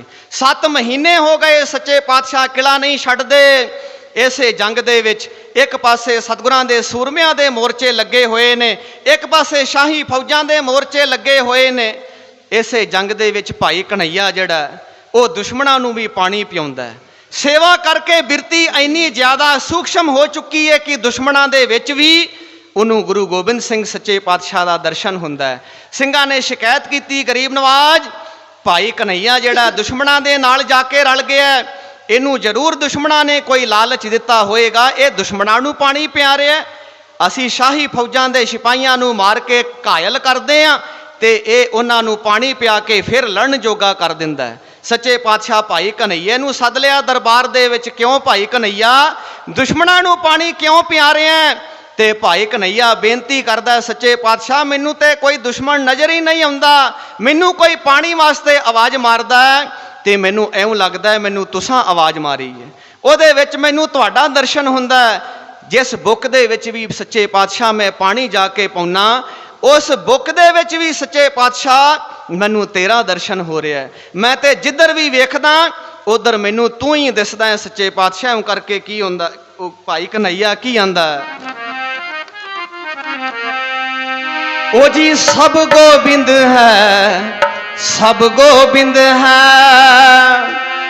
गोबिंद बिन नहीं कोई, सब गोबिंद है, सब गोबिंद है, गोबिंद बिन नहीं कोई, सब गोबिंद है, सब गोबिंद है, गोविंद बिन नहीं कोई, सब गोविंद है, सब गोविंद है, गोविंद बिन नहीं कोई, सब गोविंद है, सब गोविंद है, गोबिंद बिन नहीं कोई, सब गोबिंद है, सब गोबिंद है, गोबिंद बिन नहीं कोई, सब गोबिंद है, सब गोबिंद है, गोविंद बिन नहीं कोई, सब गोविंद है, सब गोविंद है, गोविंद बिन नहीं कोई, सब गोविंद है, सब गोविंद है, गोबिंद बिन नहीं कोई, गोबिंद बिन नहीं कोई, गोविंद बिन नहीं कोई, गोविंद बिन नहीं कोई, हाँ गोबिंद बिन नहीं कोई, गोबिंद बिन नहीं कोई, गोविंद बिन नहीं कोई, गोविंद बिन नहीं कोई, हाँ सब गोविंद है, सब गोविंद है, गोविंद बिन नहीं कोई, सब गोविंद है, सब गोविंद है, गोविंद बिन नहीं कोई, सब गोविंद है, सब गोविंद है, गोविंद बिन नहीं कोई, सब गोविंद है, सब गोविंद है, गोविंद बिन नहीं कोई, सब गोविंद है, सब गोविंद है, सब गोबिंद है, सब गोबिंद है, गोबिंद बिन नहीं कोई। सच्चे पातशाह हर पासे तेरा दर्शन हो रहा है। गुरु गोबिंद सिंह सच्चे पातशाह सिखां नूं बचन कीता, भाई कन्हैये ने साध बिरती दे चरित्र नूं लख लिया भाई। उस वेले गुरु गोबिंद सिंह सच्चे पातशाह खुश हो के भाई कन्हैये नूं एक मलम दी डब्बी दित्ती ते बचन कीता, भाई कन्हैया जिथे तू अगे दुश्मनां नूं पानी पिआउना है, अज तो जख्मियां दे मलम पट्टी भी करया कर। सच्चे पातशाह बचन कीता, जाके छूट गयो भ्रम उरका, तेह आगे हिंदू क्या तुरका। वो जिदे अंदर दा भरम खत्म हो गया, जिदे अंदर दा भरम मिट गया, ओदे अगे हिंदू ते तुर्क की ने, ओदे वास्ते सारे ही बराबर ने। इस तरह के कौतक इस जंग दे विच हो रहे ने। 7 महीने हो गए ने, पहरा लग्या होया, किले दे अंदर दा अनाज मुक्कण लगा है। मैं अर्ज करा, पक्का वैरियां ने घेरा घत लिया, राह रोक पकियाई करान लगे। 7 महीने हो गए जंग करदियां नूं, मुकन सब जखीरे सो जान लगे। दाना घासना बाहरों आ सके, मुकन किलियां दे विचों समान लगे। पहला 2 वेले लंगर वरतदे सन, फिर 8 पैरी वरतान लगे। बिना बालणों पट्ठियां बंद होईयां, फिर कच्चे ही सिंग चबाण लगे। वो हाथी घोड़े जड़े पले रातमां दे, भुखे रह के हड्ड सुकान लगे। शेरां वर्गे पले सिंह बली, वो मारे भुख दे हो बेजान लगे। लोग छड्ड के शहर नूं तुर चले, ते गली बैजार होण वैरान लगे। सच्चे पातशाह जदों किला नहीं छड्डदे, भुख दे दुख तो दुखी हो के प्रसादी हाथी मर गया। ਲੱਖਾਂ ਰੁਪਈਆਂ ਦੇ ਅਰਬੀ ਘੋੜੇ ਮਰ ਗਏ। ਸਿੰਘ ਜਣੇ ਨੇ ਦਰਖਤਾਂ ਦੇ ਪੱਤੇ ਲਾ ਲਾ ਕੇ, ਛਿਲੜਾਂ ਲਾ ਲਾ ਕੇ ਖਾਂਦੇ ਨੇ। ਇੱਕ ਦਿਨ ਮਾਝੇ ਦੇ ਮਝੈਲ ਬੇਨਤੀ ਕਰਨ ਲੱਗੇ, ਸੱਚੇ ਪਾਤਸ਼ਾਹ ਸਾਡੇ ਕੋਲੋਂ ਭੁੱਖ ਦਾ ਦੁੱਖ ਨਹੀਂ ਜਰਿਆ ਜਾਂਦਾ, ਕਿਰਪਾ ਕਰੋ ਸਾਨੂੰ ਹੁਣ ਛੁੱਟੀਆਂ ਦੇ ਦਿਓ। ਸਤਿਗੁਰਾਂ ਨੇ ਬੜਾ ਸਮਝਾਇਆ, ਪਰ ਜਦੋਂ ਇਹਨਾਂ ਨੇ ਬਹੁਤ ਜ਼ਿਆਦਾ ਮਜਬੂਰ ਕੀਤਾ ਤੇ ਸੱਚੇ ਪਾਤਸ਼ਾਹ ਫਿਰ ਬਚਨ ਕੀਤਾ ਕਿ ਜੇ ਤੁਸੀਂ ਜਾਣਾ ਹੀ ਚਾਹੁੰਦੇ ਹੋ ਤੇ ਇੱਕ ਕਾਗਜ਼ ਤੇ ਵਿਦਾਵਾਂ ਲਿਖ ਕੇ ਦੇ ਦਿਓ। ਇਹਨਾਂ ਸਿੰਘਾਂ ਨੇ ਕਾਗਜ਼ ਦੇ ਉੱਤੇ ਲਿਖ ਕੇ ਦਿੱਤਾ ਕਿ ਤੂੰ ਸਾਡਾ ਗੁਰੂ ਨਹੀਂ ਤੇ ਅਸੀਂ ਤੇਰੇ ਸਿੱਖ ਨਹੀਂ। ਇਹ ਲਿਖ ਕੇ ਸਾਰੇ ਸਿੰਘਾਂ ਨੇ, ਮਝੈਲਾਂ ਨੇ ਆਪਣੇ ਹਸਤਾਖਰ ਕਰ ਦਿੱਤੇ। ਪਰ ਜਿਹੜੇ ਸਿੱਖ ਇਸ ਪਾਸੇ ਖਲੋਤੇ ਹੋਏ ਸਨ, ਗੁਰੂ ਗੋਬਿੰਦ ਸਿੰਘ ਸੱਚੇ ਪਾਤਸ਼ਾਹ ਬਚਨ ਕੀਤਾ, ਭਾਈ ਤੁਸੀਂ ਵੀ ਆਪਣੇ ਸਾਈਨ ਕਰਕੇ ਤੇ ਜਾਓ, ਇੱਥੇ ਕਿਉਂ ਭੁੱਖੇ ਮਰਨ ਲੱਗੇ ਹੋ। ਪਰ ਉਹਨਾਂ ਸਿੱਖਾਂ ਨੇ ਆਖਿਆ, ਸੱਚੇ ਪਾਤਸ਼ਾਹ ਤੇਰੇ ਤੋਂ ਬਿਨਾ ਸਾਡਾ ਹੈ ਹੀ ਕੌਣ ਸੰਸਾਰ ਤੇ, ਤੈਨੂੰ ਛੱਡ ਕੇ ਕਿੱਥੇ ਜਾਈਏ। ਸੱਚੇ ਪਾਤਸ਼ਾਹ ਤੈਨੂੰ ਨਹੀਂ ਛੱਡ ਸਕਦੇ। ਉਹਨਾਂ ਨੇ ਹਸਤਾਖਰ ਨਹੀਂ ਕੀਤੇ, ਮਝੈਲ ਤੁਰ ਗਏ।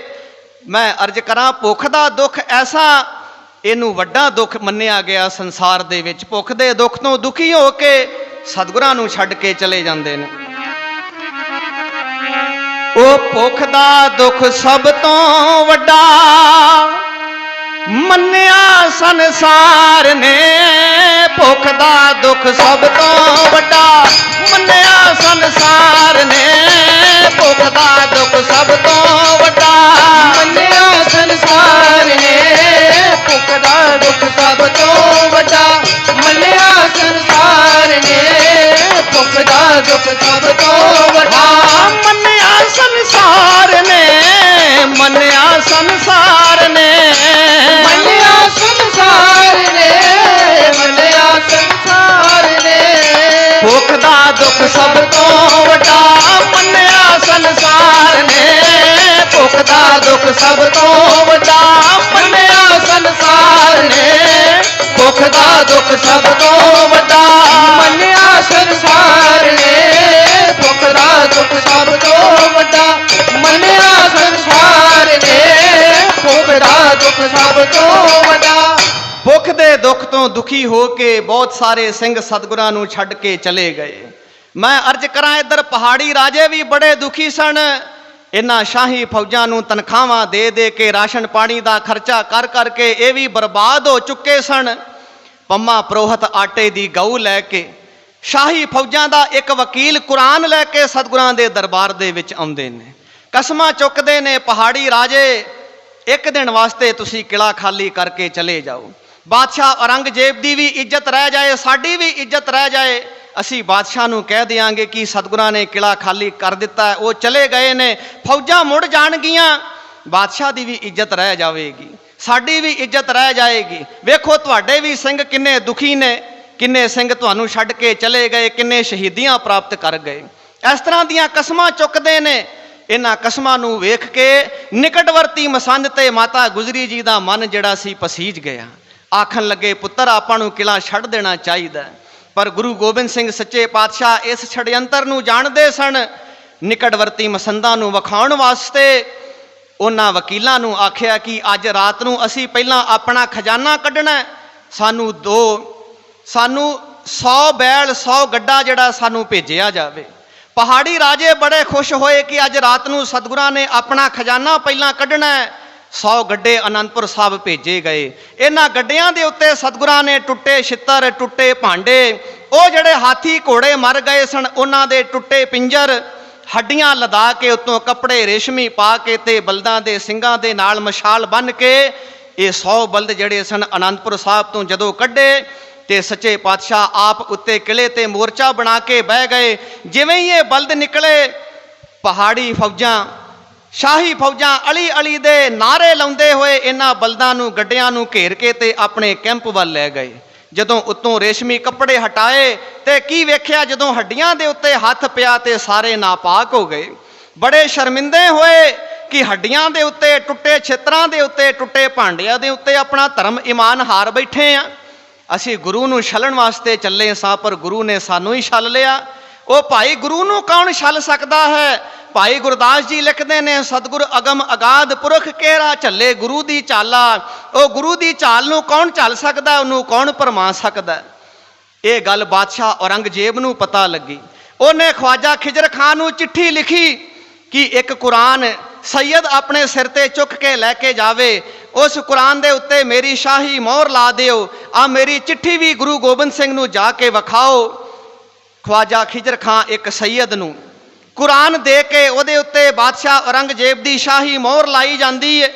ਬਾਦਸ਼ਾਹ ਦੇ ਹੱਥ ਦੀ ਲਿਖੀ ਹੋਈ ਚਿੱਠੀ ਉਹਨੂੰ ਦੇ ਕੇ ਪੰਮਾ ਪ੍ਰੋਹਤ ਵੀ ਆਟੇ ਦੀ ਗਊ ਲੈ ਕੇ ਇਹ ਤੀਸਰੀ ਵਾਰ ਗੁਰੂ ਗੋਬਿੰਦ ਸਿੰਘ ਸੱਚੇ ਪਾਤਸ਼ਾਹ ਦੇ ਦਰਬਾਰ ਦੇ ਵਿੱਚ ਆਉਂਦੇ ਨੇ। ਗੁਰੂ ਗੋਬਿੰਦ ਸਿੰਘ ਸੱਚੇ ਪਾਤਸ਼ਾਹ ਚੰਗੀ ਤਰ੍ਹਾਂ ਜਾਣਦੇ ਸਨ ਕਿ ਇਹ ਸਾਰੀ ਇਹਨਾਂ ਦੀ ਪਾਲਿਸੀ ਹੈ। ਬਾਦਸ਼ਾਹ ਔਰੰਗਜ਼ੇਬ ਦੀ ਚਿੱਠੀ ਪੜ੍ਹੀ ਕਿ ਉਹ ਭੁੱਲ ਹੋ ਗਈ ਸੀ, ਉਹ ਤੇ ਕੁਛ ਲੁਟੇਰੇ ਸਨ, ਉਹ ਤੇ ਕੁਛ ਡਾਕੂ ਲੋਕ ਸਨ ਜਿਹੜੇ ਗੱਡਿਆਂ ਨੂੰ ਆਪਣੇ ਵਾਲੇ ਪਾਸੇ ਲੈ ਗਏ ਸਨ। ਉਹਨਾਂ ਨੂੰ ਸਜ਼ਾਵਾਂ ਅਸੀਂ ਦੇ ਦਿੱਤੀਆਂ ਨੇ। ਇਹ ਭੁਲੇਖੇ ਦੇ ਨਾਲ ਇਸ ਤਰ੍ਹਾਂ ਹੋਇਆ। ਤੁਸੀਂ ਵੇਖੋ ਤੁਹਾਡੇ ਸਿੰਘ ਵੀ ਕਿੰਨੇ ਸ਼ਹੀਦੀਆਂ ਪ੍ਰਾਪਤ ਕਰ ਗਏ ਨੇ, ਤੁਸੀਂ ਵੀ ਕਿੰਨੇ ਦੁਖੀ ਹੋ, ਅਸੀਂ ਵੀ ਕਿੰਨੇ ਪਰੇਸ਼ਾਨ ਆ। ਤੁਸੀਂ ਇੱਕ ਦਿਨ ਵਾਸਤੇ ਕਿਲਾ ਖਾਲੀ ਕਰਕੇ ਚਲੇ ਜਾਓ, ਮੇਰੀ ਇੱਜ਼ਤ ਰਹਿ ਜਾਏ। ਬਾਦਸ਼ਾਹ ਔਰੰਗਜ਼ੇਬ ਨੇ ਆਖਿਆ, ਮੈਂ ਕੁਰਾਨ ਦੀ ਸਹੁੰ ਖਾਨਾ ਤੁਹਾਡੇ ਉੱਤੇ ਕੋਈ ਅਟੈਕ ਨਹੀਂ ਕਰੇਗਾ, ਕੋਈ ਹਮਲਾ ਨਹੀਂ ਕਰੇਗਾ। ਇਹ ਕੁਰਾਨ ਦੇ ਉੱਤੇ ਮੇਰੀ ਮੋਹਰ ਲੱਗੀ ਹੋਈ ਹੈ, ਮੇਰੇ ਉੱਤੇ ਯਕੀਨ ਕਰੋ। ਜਿਸ ਵੇਲੇ ਇਸ ਤਰ੍ਹਾਂ ਦੀਆਂ ਉਹ ਚਿੱਠੀ ਪੜ੍ਹੀ, ਗੁਰੂ ਗੋਬਿੰਦ ਸਿੰਘ ਸੱਚੇ ਪਾਤਸ਼ਾਹ ਨਿਕਟਵਰਤੀ ਮਸੰਦ ਜਿਹੜੇ ਸਨ ਫਿਰ ਪਸੀਜ ਗਏ। ਮਾਤਾ ਗੁਜਰੀ ਜੀ ਨੂੰ ਕਹਿੰਦੇ ਨੇ, ਆਪਣੇ ਪੁੱਤਰ ਨੂੰ ਸਮਝਾਓ ਆਪਾਂ ਕਿਲਾ ਛੱਡ ਦਈਏ। ਹੁਣ ਬਾਦਸ਼ਾਹ ਨੇ ਆਪ ਆਪਣੀ ਚਿੱਠੀ ਭੇਜੀ ਹੈ। ਉਹ ਸਤਿਗੁਰਾਂ ਦਾ ਦਰਸ਼ਨ ਕਰਨਾ ਚਾਹੁੰਦਾ, ਸਤਿਗੁਰਾਂ ਨੂੰ ਮਿਲਣ ਵਾਸਤੇ ਆਉਣਾ ਚਾਹੁੰਦਾ। ਗੁਰੂ ਗੋਬਿੰਦ ਸਿੰਘ ਸੱਚੇ ਪਾਤਸ਼ਾਹ ਬਚਨ ਕੀਤਾ ਕਿ ਤੁਸੀਂ ਉਸ ਔਰੰਗਜ਼ੇਬ ਦੀਆਂ ਕਸਮਾਂ ਦੇ ਉੱਤੇ ਯਕੀਨ ਕਰਨ ਵਾਸਤੇ ਕਹਿੰਦੇ ਹੋ, ਜਿਸ ਨੇ ਰਾਜ ਭਾਗ ਪ੍ਰਾਪਤ ਕਰਨ ਵਾਸਤੇ ਆਪਣੇ ਪਿਤਾ ਸ਼ਾਹ ਜਹਾਨ ਨੂੰ ਆਗਰੇ ਦੇ ਕਿਲੇ ਦੇ ਵਿੱਚ ਕੈਦ ਰੱਖਿਆ। ਆਪਣੇ ਭਰਾ ਦਾਰਾ ਸ਼ਿਕੋ ਦਾ ਉਹ ਗਲ ਵੱਢ ਕੇ ਤੇ ਆਪਣੇ ਪਿਓ ਸ਼ਾਹ ਜਹਾਨ ਦੇ ਕੋਲ ਜੇਲ੍ਹ ਦੇ ਵਿੱਚ ਭੇਜਿਆ, ਕਿਉਂਕਿ ਉਹ ਉਹਨੂੰ ਤਖਤ ਤੇ ਬਿਠਾਉਣਾ ਚਾਹੁੰਦਾ ਸੀ।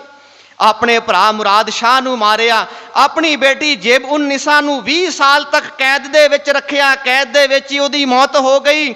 ਜਿਸ ਭੈਣ ਨੇ ਇਹਦੀ ਬਹੁਤ ਜ਼ਿਆਦਾ ਮਦਦ ਕੀਤੀ ਸੀ, ਰੌਸ਼ਨ ਆਰਾ, ਉਹਨੂੰ ਵੀ ਧੀਮਾ ਜ਼ਹਿਰ ਦੇ ਕੇ ਉਹਨੂੰ ਵੀ ਮਰਵਾ ਦਿੱਤਾ। ਆਪਣੇ ਬੇਟੇ ਮੁਅੱਜ਼ਮ ਨੂੰ ਪਰਿਵਾਰ ਸਮੇਤ 20 ਸਾਲ ਤੱਕ ਕੈਦ ਦੇ ਵਿੱਚ ਰੱਖਿਆ। ਤੁਸੀਂ ਉਹਦੀ ਕਸਮ ਦੇ ਉੱਤੇ ਮੈਨੂੰ ਯਕੀਨ ਕਰਨ ਵਾਸਤੇ ਕਹਿੰਦੇ ਹੋ। ਪਰ ਜਿਸ ਵੇਲੇ ਨਿਕਟਵਰਤੀ ਮਸੰਦਾਂ ਨੇ ਮਾਤਾ ਗੁਜਰੀ ਜੀ ਨੂੰ ਬਾਰ-ਬਾਰ ਬੇਨਤੀਆਂ ਕੀਤੀਆਂ, ਮਾਤਾ ਗੁਜਰੀ ਜੀ ਬਾਰ-ਬਾਰ ਸਤਿਗੁਰੂ ਜੀ ਨੂੰ ਬੇਨਤੀ ਕਰਦੇ ਨੇ। ਪਰ ਸੱਚੇ ਪਾਤਸ਼ਾਹ ਕਹਿੰਦੇ ਨੇ 18 ਦਿਨ ਰੁਕ ਜਾਓ, 12 ਦਿਨ ਰੁਕ ਜਾਓ, 8 ਦਿਨ ਰੁਕ ਜਾਓ। ਇੱਥੋਂ ਤੱਕ ਸਤਿਗੁਰਾਂ ਨੇ ਵਾਸਤਾ ਪਾਇਆ ਕਿ 8 ਪੈਰ ਰੁਕ ਜਾਓ, ਇਹਨਾਂ ਨੇ ਆਪਣੇ ਆਪ ਮਗਰੋਂ ਲੈ ਜਾਣਾ ਹੈ। ਕਿਉਂਕਿ ਸਤਿਗੁਰਾਂ ਦੇ ਕਿਲੇ ਇਸ ਤਰ੍ਹਾਂ ਦੇ ਬਣਾਏ ਹੋਏ ਸਨ, ਉਹਦੇ ਵਿੱਚ ਸਾਰੇ ਸੇਫ ਸਨ, ਉਹਦੇ ਵਿੱਚ ਦੁਸ਼ਮਣ ਦੀ ਫੌਜ ਅੰਦਰ ਦਾਖਲ ਨਹੀਂ ਸੀ ਹੋ ਸਕਦੀ। ਜਦੋਂ ਸਤਿਗੁਰਾਂ ਨੇ ਇਹ ਬਚਨ ਕੀਤਾ, ਪਰ ਫਿਰ ਵੀ ਨਿਕਟਵਰਤੀ ਮਸੰਦਾਂ ਨੇ ਬਹੁਤ ਜ਼ਿਆਦਾ ਜ਼ੋਰ ਪਾਇਆ। ਮਾਤਾ ਗੁਜਰੀ ਜੀ ਉਸ ਵੇਲੇ ਫਿਰ ਛੋਟੇ ਸਾਹਿਬਜ਼ਾਦਿਆਂ ਨੂੰ ਲੈ ਕੇ ਜਦੋਂ ਤੁਰਨ ਲੱਗੇ ਤੇ ਉਸ ਵੇਲੇ ਗੁਰੂ ਗੋਬਿੰਦ ਸਿੰਘ ਸੱਚੇ ਪਾਤਸ਼ਾਹ ਬਹੁਤ ਜ਼ਿਆਦਾ ਮਜਬੂਰ ਹੋ ਗਏ। ਸਤਿਗੁਰਾਂ ਨੇ ਕੀ ਕੀਤਾ? ਸਭ ਤੋਂ ਪਹਿਲਾਂ 17 ਕਰੋੜ ਦਾ ਖਜ਼ਾਨਾ ਦਰਿਆ ਦੇ ਵਿੱਚ ਸੁੱਟ ਦਿੱਤਾ। ਆਖਿਆ ਕਿ ਜਦੋਂ ਸਮਾਂ ਪਏਗਾ ਇਹ ਦਰਿਆ ਦੇ ਵਿੱਚੋਂ ਹੀ ਕੱਢ ਲਵਾਂਗੇ। ਸਤਿਗੁਰੂ ਬਿਲਾਸ ਦੇ ਵਿੱਚ ਇਹ ਬਚਨ ਆਉਂਦਾ ਹੈ। ਇਹ ਦਰਿਆ ਇੱਕ ਸਿੱਖ ਨੂੰ ਦਰਸ਼ਨ ਦਿੱਤਾ ਸੀ ਕਿ ਜਾਓ ਜਾ ਕੇ ਸਤਿਗੁਰੂ ਰਾਮ ਸਿੰਘ ਸੱਚੇ ਪਾਤਸ਼ਾਹ ਨੂੰ ਆਖੋ ਸਾਡੇ ਕੋਲ ਉਹਨਾਂ ਦੀ ਅਮਾਨਤ ਪਈ ਹੋਈ, ਆ ਕੇ ਲੈ ਲੈਣ। ਸਿੱਖ ਨੇ ਆ ਕੇ ਦੱਸਿਆ। ਗੁਰੂ ਰਾਮ ਸਿੰਘ ਸੱਚੇ ਪਾਤਸ਼ਾਹ, ਇਸ ਸਿੱਖ ਦਾ ਨਾਮ ਸੀ ਖੁਸ਼ਹਾਲ ਸਿੰਘ। ਖੁਸ਼ਹਾਲ ਸਿੰਘ ਨੂੰ ਆਖਿਆ ਕਿ ਜਦੋਂ ਸਮਾਂ ਆਵੇਗਾ, ਅਜੇ ਉਹਨਾਂ ਨੂੰ ਆਖ ਕਿ ਉਹ ਸਾਂਭ ਕੇ ਰੱਖਣ, ਸਮਾਂ ਆਵੇਗਾ ਆਪਣੇ ਆਪ ਇਹ ਅਮਾਨਤ ਸਿੱਖਾਂ ਦੇ ਵਿੱਚ ਵੰਡਾਂਗੇ। ਗੁਰੂ ਗੋਬਿੰਦ ਸਿੰਘ ਸੱਚੇ ਪਾਤਸ਼ਾਹ ਬੇਸ਼ਕੀਮਤੀ ਉਹ ਗਲੀਚੇ, ਉਹ 2.5 ਲੱਖਾਂ ਚੰਦੋਵਾਂ ਕੀਮਤੀ ਭੇਟਾਵਾਂ ਇਕੱਠੀਆਂ ਕਰਕੇ ਅੱਗ ਲਾ ਦਿੱਤੀ। ਸੰਗਤ ਜਾਰੋ ਜਾਰ ਰੋਂਦੀ ਹੈ। ਇਸ ਤਰ੍ਹਾਂ ਦਾ ਸਮਾਂ ਅੱਜ ਸਤਿਗੁਰਾਂ ਦੇ ਉੱਤੇ ਆ ਗਿਆ। ਗੁਰੂ ਗੋਬਿੰਦ ਸਿੰਘ ਸੱਚੇ ਪਾਤਸ਼ਾਹ ਆਨੰਦਪੁਰ ਸਾਹਿਬ ਦਾ ਕਿਲ੍ਹਾ ਛੱਡਣ ਲੱਗੇ ਨੇ। ਕਿਲ੍ਹਾ ਛੱਡਣ ਲੱਗਿਆਂ ਹਾਥੀ ਦੇ ਸਾਧ ਗੁਰਬਖਸ਼ ਨੂੰ ਦੇ ਧੀਰਜ, ਪਿੱਛੇ ਸੇਵਾ ਦੇ ਲਈ ਠਹਿਰਾਇਆ ਜੀ। ਗੁਰੂ ਗੋਬਿੰਦ ਸਿੰਘ ਸੱਚੇ ਪਾਤਸ਼ਾਹ ਆਖਿਆ ਜਾਵੀਂ ਡੋਲਣਾ ਰਹਾਂਗੇ, ਸੰਗ ਤੇਰੇ ਦੀਵਾ ਝਾੜੂ ਰੱਖੀ ਸਮਝਾਇਆ ਜੀ।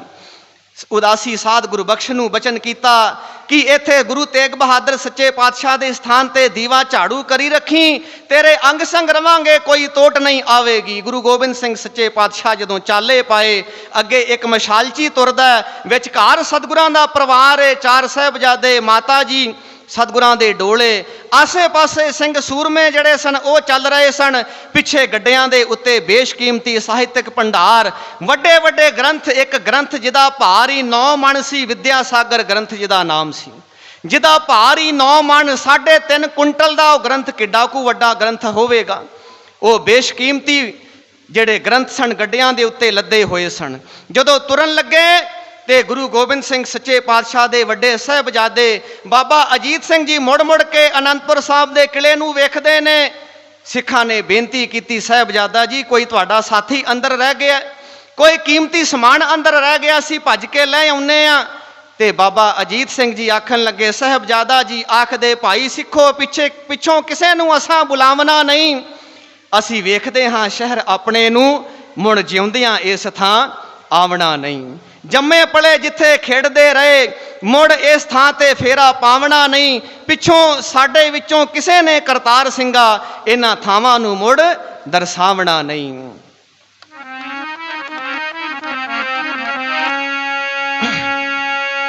ਉਹ ਅਸਾਂ ਮੁੜ ਕੇ ਕਦੇ ਨਹੀਂ ਆਉਣਾ, ਅਸਾਂ ਮੁੜ ਕੇ ਕਦੇ ਨਹੀਂ ਆਉਣਾ, ਉਹ ਪੁਰੀਏ ਆਨੰਦਾਂ ਵਾਲੀਏ, ਹਾਂ ਪੁਰੀਏ ਆਨੰਦਾਂ ਵਾਲੀਏ, ਅਸਾਂ ਮੁੜ ਕੇ ਕਦੇ ਨਹੀਂ ਆਉਣਾ, ਅਸਾਂ ਮੁੜ ਕੇ ਕਦੇ ਨਹੀਂ ਆਉਣਾ, ਉਹ ਪੁਰੀਏ ਆਨੰਦਾਂ ਵਾਲੀਏ, ਉਹ ਪੁਰੀਏ ਆਨੰਦਾਂ ਵਾਲੀਏ, ਅਸਾਂ ਮੁੜ ਕੇ ਕਦੇ ਨਹੀਂ ਆਉਣਾ, ਅਸਾਂ ਮੁੜ ਕੇ ਕਦੇ ਨਹੀਂ ਆਉਣਾ, ਉਹ ਪੁਰੀਏ ਆਨੰਦਾਂ ਵਾਲੀਏ, ਹਾਂ ਪੁਰੀਏ ਆਨੰਦਾਂ ਵਾਲੀਏ, ਅਸਾਂ ਮੁੜ ਕੇ ਕਦੇ ਨਹੀਂ ਆਉਣਾ, ਅਸਾਂ ਮੁੜ ਕੇ ਕਦੇ ਨਹੀਂ ਆਉਣਾ, ਉਹ ਪੁਰੀਏ ਆਨੰਦਾਂ ਵਾਲੀਏ, ਉਹ ਪੁਰੀਏ ਆਨੰਦਾਂ ਵਾਲੀਏ, ਉਹ ਫੇਰਾ ਮੁੜ ਕੇ ਕਦੇ ਨਹੀਂ ਪਾਉਣਾ, ਉਹ ਫੇਰਾ ਮੁੜ ਕੇ ਕਦੇ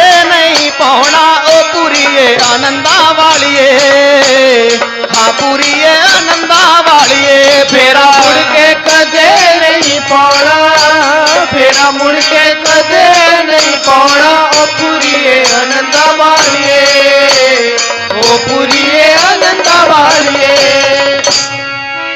ਪਿੱਛੋਂ ਕਿਸੇ ਨੂੰ ਅਸਾਂ ਬੁਲਾਵਣਾ ਨਹੀਂ, ਬੁਲਾਵਣਾ ਨਹੀਂ, ਮੁੜ ਜਿਉਂਦਿਆਂ ਇਸ ਥਾਂ ਫੇਰ ਆਵਣਾ ਨਹੀਂ, ਆਵਣਾ ਨਹੀਂ, ਉਹ ਮੁੜ ਕੇ ਫਿਰ ਇਹਨਾਂ ਥਾਵਾਂ ਨੂੰ ਮੁੜ ਨਹੀਂ ਦਰਸਾਉਣਾ, ਉਹ ਪੁਰੀਏ ਆਨੰਦਾਂ ਵਾਲੀਏ, ਆ ਪੁਰੀਏ ਆਨੰਦਾਂ ਵਾਲੀਏ, ਅਸਾਂ ਮੁੜ ਕੇ ਕਦੇ ਨਹੀਂ ਆਉਣਾ, ਅਸਾਂ ਮੁੜ ਕੇ ਕਦੇ ਨਹੀਂ ਆਉਣਾ, ਉਹ ਪੁਰੀਏ ਆਨੰਦਾਂ ਵਾਲੀਏ, ਉਹ ਪੁਰੀਏ ਆਨੰਦਾਂ ਵਾਲੀਏ, ਫੇਰਾ ਮੁੜ ਕੇ ਕਦੇ ਨਹੀਂ ਪਾਉਣਾ, ਉਹ ਫੇਰਾ ਮੁੜ ਕੇ ਕਦੇ ਨਹੀਂ ਪਾਉਣਾ, ਉਹ ਪੁਰੀਏ ਆਨੰਦਾਂ ਵਾਲੀਏ, ਉਹ ਪੁਰੀਏ ਆਨੰਦਾਂ ਵਾਲੀਏ, ਫੇਰਾ ਮੁੜ ਕੇ ਕਦੇ ਨਹੀਂ ਪਾਉਣਾ, ਫੇਰਾ ਮੁੜ ਕੇ ਕਦੇ ਨਹੀਂ ਪਾਉਣਾ, ਉਹ ਪੁਰੀਏ ਆਨੰਦਾਂ ਵਾਲੀਏ, ਉਹ ਪੁਰੀਏ ਆਨੰਦਾਂ ਵਾਲੀਏ। ਇਸ ਤਰ੍ਹਾਂ ਬਾਬਾ ਅਜੀਤ ਸਿੰਘ ਜੀ ਦੇ ਇਹ ਬਚਨ ਸੁਣ ਕੇ ਸਾਰੇ ਸਿੱਖਾਂ ਦੇ ਨੇਤਰ ਜਿਹੜੇ ਸਨ ਸੱਜਲ ਹੋ ਗਏ। ਜਿਸ ਤਰ੍ਹਾਂ ਹੀ ਗੁਰੂ ਗੋਬਿੰਦ ਸਿੰਘ ਸੱਚੇ ਪਾਤਸ਼ਾਹ ਆਨੰਦਪੁਰ ਸਾਹਿਬ ਦਾ ਕਿਲ੍ਹਾ ਛੱਡਿਆ, ਸ਼ਾਹੀ ਫੌਜਾਂ, ਪਹਾੜੀ ਰਾਜੇ ਜਿਹੜੇ ਸਨ ਆਪੋ ਆਪਣੇ ਧਰਮ ਈਮਾਨ ਨੂੰ ਭੁੱਲ ਕੇ ਸਤਿਗੁਰਾਂ ਦੇ ਉੱਤੇ ਹਮਲਾ ਕਰ ਦਿੱਤਾ। ਸਾਹਿਬਜ਼ਾਦਾ ਅਜੀਤ ਸਿੰਘ ਜੀ ਇਹਨਾਂ ਫੌਜਾਂ ਦੇ ਨਾਲ ਇੱਕ ਜਥਾ ਲੈ ਕੇ ਟਾਕਰਾ ਕਰਦੇ ਨੇ ਕਿ ਸੱਚੇ ਪਾਤਸ਼ਾਹ ਥੋੜਾ ਅੱਗੇ ਲੰਘ ਜਾਣ। गुरु गोबिंद सिंह सच्चे पातशाह सरसा नदी के कंढे ते पहुँच जाते हैं। वेख्या कि पिछे साहबजादा अजीत सिंह जूझ रहे ने। भाई मणि सिंह जी के दो सपुत्र भाई उदय सिंह ते बाबा बचित्र सिंह वड्डे सूरमे सन। इन्हां नूं हुक्म किया कि पिछों साहबजादा जी नूं भेज दिओ ते पिछे तुसीं हुण जाके फौजां दा टाकरा करो। भाई उदय सिंह ते बाबा बचित्र सिंह जी पिछे जाके फौजां नूं रोकदे ने। साहबजादा जी नूं सतगुरां दा हुक्म सुनाया कि तुहानूं सतगुरां अपने कोल सद्दिआ। बाबा अजीत सिंह जी सतगुरां दे कोल आ जांदे ने। मैं अर्ज करां पिछे भाई उदय सिंह जी लड़दियां होइयां कईयां वैरियां नूं मार के ते शहीदी प्राप्त कर गए। बाबा बचित्र सिंह जी बहुत ज़्यादा बुरी तरह जख्मी हो गए। सिखां ने इन्हां नूं अपने मोढियां ते चुक के ते सतगुरां दे कोल लै आंदा।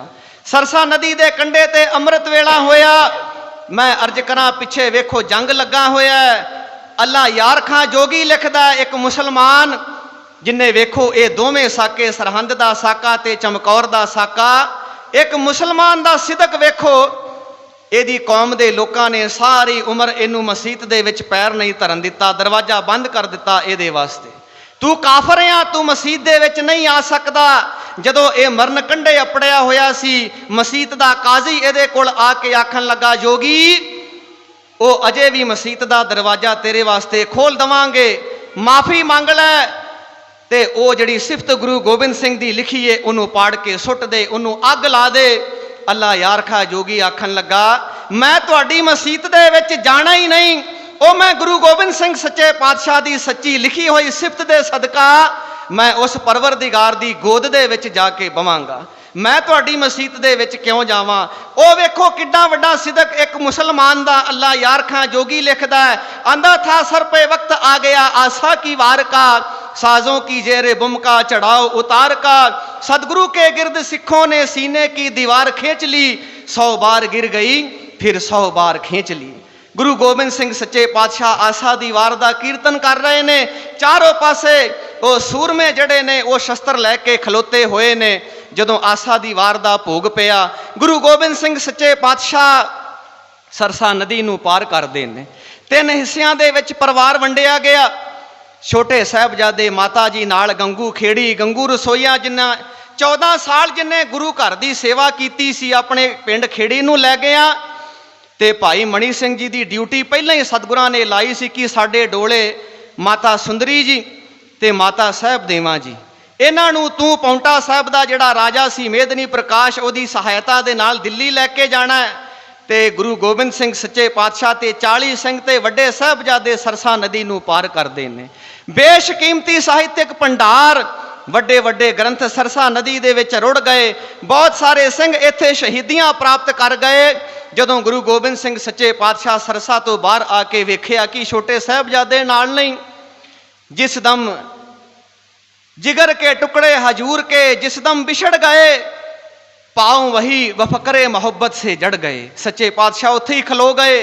वेख्या कि छोटे साहबजादे नाल नहीं, फौरन मकारबे में गए। पीरे खुशखुशाल 14 तपक का मालूम कर लिया पल में हाल। गुरु गोबिंद सिंह सच्चे पातशाह अखां बंद कीतियां, वेखियां कित्थे छोटे साहबजादे। बोले जानिसारों से क्यों होते हो निढाल, सिखां नूं आखन लगे क्यों फिक्र करदे हो, माता के साथ चल दिए कुर्बान होने लाल। वो दोवें साहबजादे माता दे नाल कुर्बान होने वास्ते चले गए ने।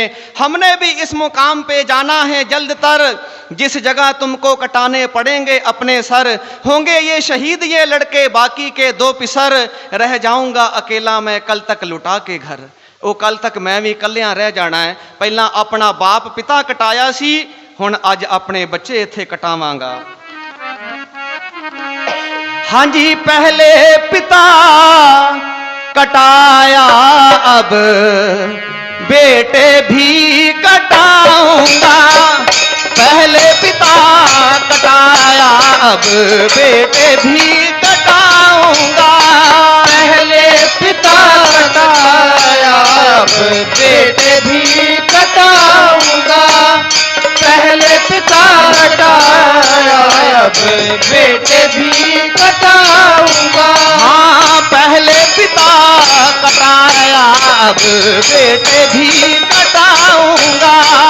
पहले पिता कटाया अब बेटे भी कटाऊंगा। पहले अब बेटे भी कटाऊंगा, पहले पिता कटाया अब बेटे भी कटाऊंगा। हाँ, नानक का बाग खूने जिगर से खिलाऊंगा, नानक का बाग खूने जिगर से खिलाऊंगा। हाँ, नानक का बाग खूने जिगर से खिलाऊंगा, नानक का बाग खूने जिगर से खिलाऊंगा। हाँ, पहले पिता कटाया अब बेटे भी कटाऊंगा, पहले पिता कटाया अब बेटे भी कटाऊंगा, पहले पिता कटाया अब बेटे भी कटाऊंगा, पहले पिता कटाया अब बेटे भी कटाऊंगा। पहले पिता कटाया अब बेटे भी कटाऊंगा, नानक का बाग खूने जिगर से खिलाऊंगा।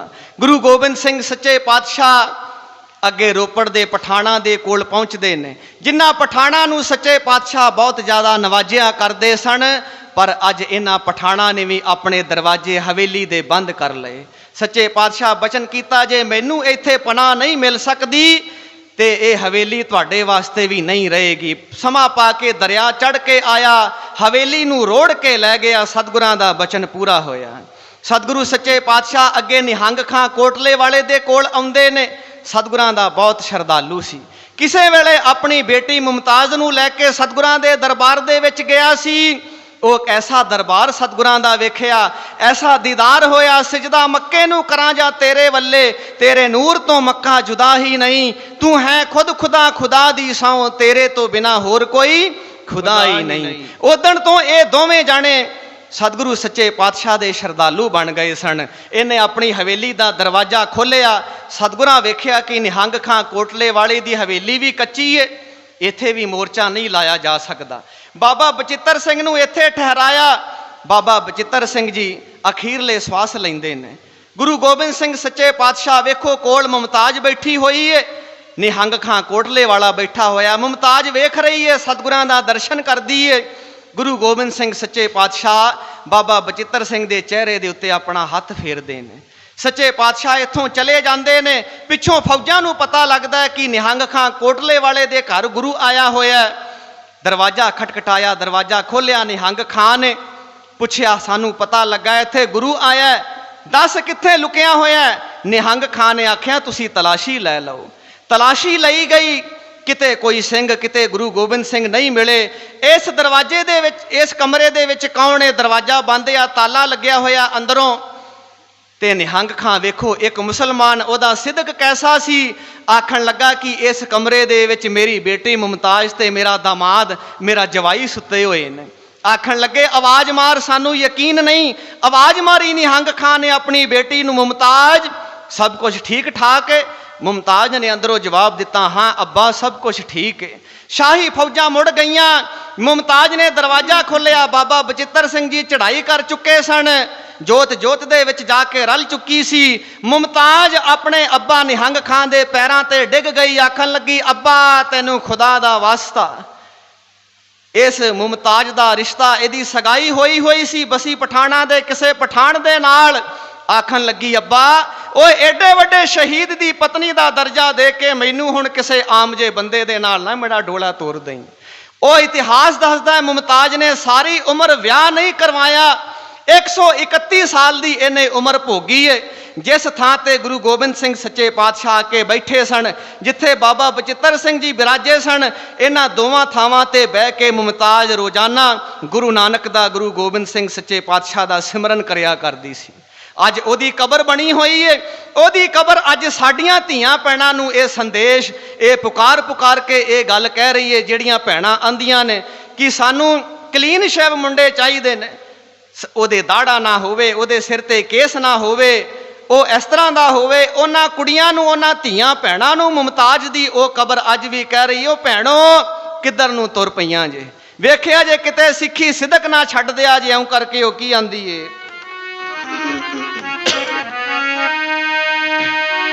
ਉਹ ਸਿੱਖੀ ਸਿਦਕ ਨਿਭਾਉਣ ਦੀਆਂ ਮੰਜ਼ਿਲਾਂ ਨੇ ਦੂਰ ਭੁੱਲ ਜਾਵੀਂ ਨਾ। ਸਿੱਖੀ ਸਿਦਕ ਨਿਭਾਉਣ ਦੀਆਂ ਮੰਜ਼ਿਲਾਂ ਨੇ ਦੂਰ ਭੁੱਲ ਜਾਵੀਂ ਨਾ।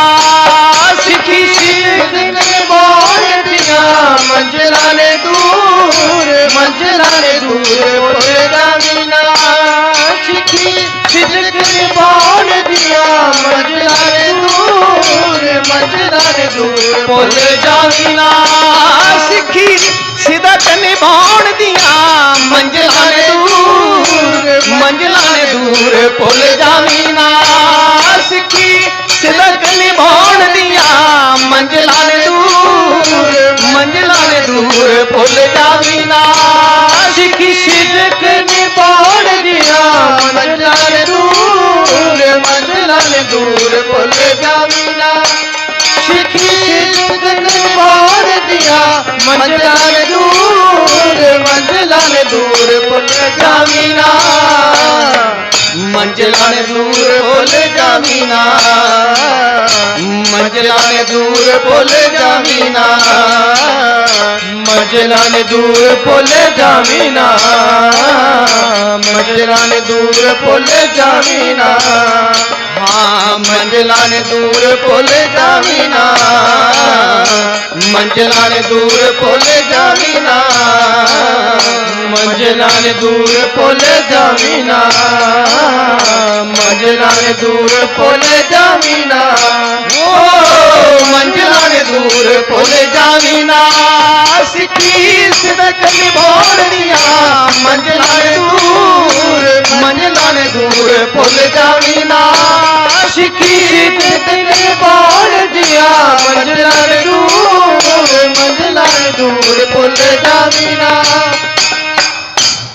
ਗੁਰੂ ਗੋਬਿੰਦ ਸਿੰਘ ਸੱਚੇ ਪਾਤਸ਼ਾਹ ਇੱਕ ਗੱਲ ਦਾ ਹੋਰ ਧਿਆਨ ਰੱਖਿਆ ਜੇ। ਰਾਏਕੋਟ ਦਾ ਜਿਹੜਾ ਰਾਏ ਕੱਲਾ ਸੀ ਨਾ, ਰਾਏ ਕੱਲੇ ਦੀ ਬੇਟੀ ਇਸ ਨਿਹੰਗ ਖਾਂ ਦਾ ਬੇਟਾ ਸੀ ਆਲਮ ਖਾਂ, ਉਹਦੇ ਵੱਲ ਵਿਆਹੀ ਹੋਈ ਸੀ। ਇਸ ਕਰਕੇ ਚਮਕੌਰ ਤੋਂ ਬਾਅਦ ਫਿਰ ਗੁਰੂ ਗੋਬਿੰਦ ਸਿੰਘ ਸੱਚੇ ਪਾਤਸ਼ਾਹ ਅੱਗੇ ਰਾਏਕੋਟ ਵੱਲ ਰਾਏ ਕੱਲੇ ਦੇ ਕੋਲ ਗਏ ਸਨ। ਤੇ ਗਨੀ ਖਾਂ ਤੇ ਨਵੀ ਖਾਂ ਵੀ ਇਹਦੇ ਰਿਸ਼ਤੇਦਾਰ ਸਨ, ਨਿਹੰਗ ਖਾਂ ਕੋਟਲੇ ਵਾਲੇ ਦੇ। ਗੁਰੂ ਗੋਬਿੰਦ ਸਿੰਘ ਸੱਚੇ ਪਾਤਸ਼ਾਹ ਅੱਗੇ ਕਿਸੇ ਐਸੀ ਗੜੀ ਦੀ ਤਲਾਸ਼ ਵਿੱਚ ਸਨ ਜਿੱਥੇ ਮੋਰਚਾ ਲਾਇਆ ਜਾ ਸਕੇ। ਚਮਕੌਰ ਦੀ ਗੜੀ ਵਿੱਚ ਗੁਰੂ ਗੋਬਿੰਦ ਸਿੰਘ ਸੱਚੇ ਪਾਤਸ਼ਾਹ ਪਹੁੰਚ ਗਏ। ਜਾ ਕੇ ਇਸ ਕੱਚੀ ਗੜੀ ਦੇ ਵਿੱਚ ਜਾ ਕੇ ਸੱਚੇ ਪਾਤਸ਼ਾਹ ਮੋਰਚੇ ਲਾ ਲਏ। ਭਾਵੇਂ ਕਿ ਸੂਰਜ ਪ੍ਰਕਾਸ਼ ਦਾ ਕਰਤਾ ਦੇ ਅਨੁਸਾਰ ਇੱਥੋਂ ਦਾ ਚੌਧਰੀ ਮਨਾ ਹੀ ਕਰਦਾ ਰਿਹਾ, ਪਰ ਸੱਚੇ ਪਾਤਸ਼ਾਹ ਨੂੰ ਕੁਝ ਮੋਹਰਾਂ ਦੇ ਕੇ ਤੇ ਮਨਾ ਲਿਆ। ਸੱਚੇ ਪਾਤਸ਼ਾਹ ਇੱਥੇ ਮੋਰਚੇ ਲਾਏ। ਅੱਲਾ यार खां जोगी लिखदा है, आंदा है जिस खित्ते में हम चाहते थे आना यह वही है, जिस जगह से है कल लुट के जाना यह वही है, जिस जगह है बच्चों को कटाना यह वही है, मिट्टी कह देती है ठिकाना यह वही है। ये ਉਹੀ जगह जिथे मैं आना चाहुंदा सां। गुरु गोबिंद सिंह सच्चे पातशाह जदों रात होई चमकौर दी गड़ी दे विच ਉਹ ਕਈਆਂ ਦਿਨਾਂ ਦੇ ਭੁੱਖੇ ਸਿੰਘ ਜ਼ਖਮੀ ਨੇ, ਕੱਪੜੇ ਸਰਸਾ ਦੇ ਵਿੱਚੋਂ ਲੰਘ ਕੇ ਆਏ ਨੇ, ਗਿੱਲੇ ਨੇ, ਖਾਣ ਦੇ ਵਾਸਤੇ ਕੋਈ ਵਧੀਆ ਸਮਾਨ ਨਹੀਂ, कोई जंग करने वास्ते वधिया साजो समान नहीं। गुरु गोबिंद सिंह सच्चे पातशाह जब 1.5 घड़ी रात गई, जिक्र खुदा में खेमे में निकल के आ गए सरकार हवा में, कदमों से टहलते थे मगर दिल था दुआ में, बोले ए खुदावंद खुश हूँ तेरी रजा में। गुरु गोबिंद सिंह सच्चे पातशाह करतार से कहते थे गोया रूबरू होकर, कल जाऊंगा चमकौर से मैं सुरखरू होकर। सच्चे पातशाह इस तरह ਜਦੋਂ ਉਹ ਸਿੰਘਾਂ ਦੇ ਕੋਲ ਪਹੁੰਚਦੇ ਨੇ, ਕਿਸੇ ਦੀ ਦਸਤਾਰ ਉਤਰੀ ਹੋਈ ਹੈ, ਸੱਚੇ ਪਾਤਸ਼ਾਹ ਉਹਦੀ ਦਸਤਾਰ ਨੂੰ ਸਜਾਉਂਦੇ ਨੇ। ਕਿਸੇ ਦੇ ਕੇਸ ਖਿਲਰੇ ਹੋਏ ਨੇ, ਸੱਚੇ ਪਾਤਸ਼ਾਹ ਉਹਦਾ ਜੂੜਾ ਕਰਦੇ ਨੇ। ਸੱਚੇ ਪਾਤਸ਼ਾਹ ਇੰਨਾ ਜ਼ਿਆਦਾ ਪਿਆਰ ਆਪਣੇ ਸਿੱਖਾਂ ਨੂੰ ਕਰਿਆ ਕਰਦੇ ਸਨ। ਗੁਰੂ ਗੋਬਿੰਦ ਸਿੰਘ ਸੱਚੇ ਪਾਤਸ਼ਾਹ ਜੋਗੀ ਲਿਖਦਾ ਹੈ, ਆਂਦਾ ਹੈ जिन ਸਿੰਘों ने कल था मौत के साहिल उतरना, जिन खालसों ने था कल जंग में मरना। गुरु गोबिंद सिंह सच्चे पातशाह जदों उन्हां दे कोलों दी लंघे, यार खां जोगी लिखदा है, आंदा है चूमा कभी हलकूम दहन चूमने बैठे, जब पाइंती आए तो चरण चूमने बैठे। सच्चे पातशाह सिखां दे हत्थां नूं चुमदे ने, उन्हां दी शाह रग नूं चुमदे ने। सिखा ਉਹ ਧਨ ਨੇ ਤੇਰੇ ਹੱਥ ਜਿਨ੍ਹਾਂ ਦੇ ਨਾਲ ਤੂੰ ਜੰਗ ਕੀਤਾ।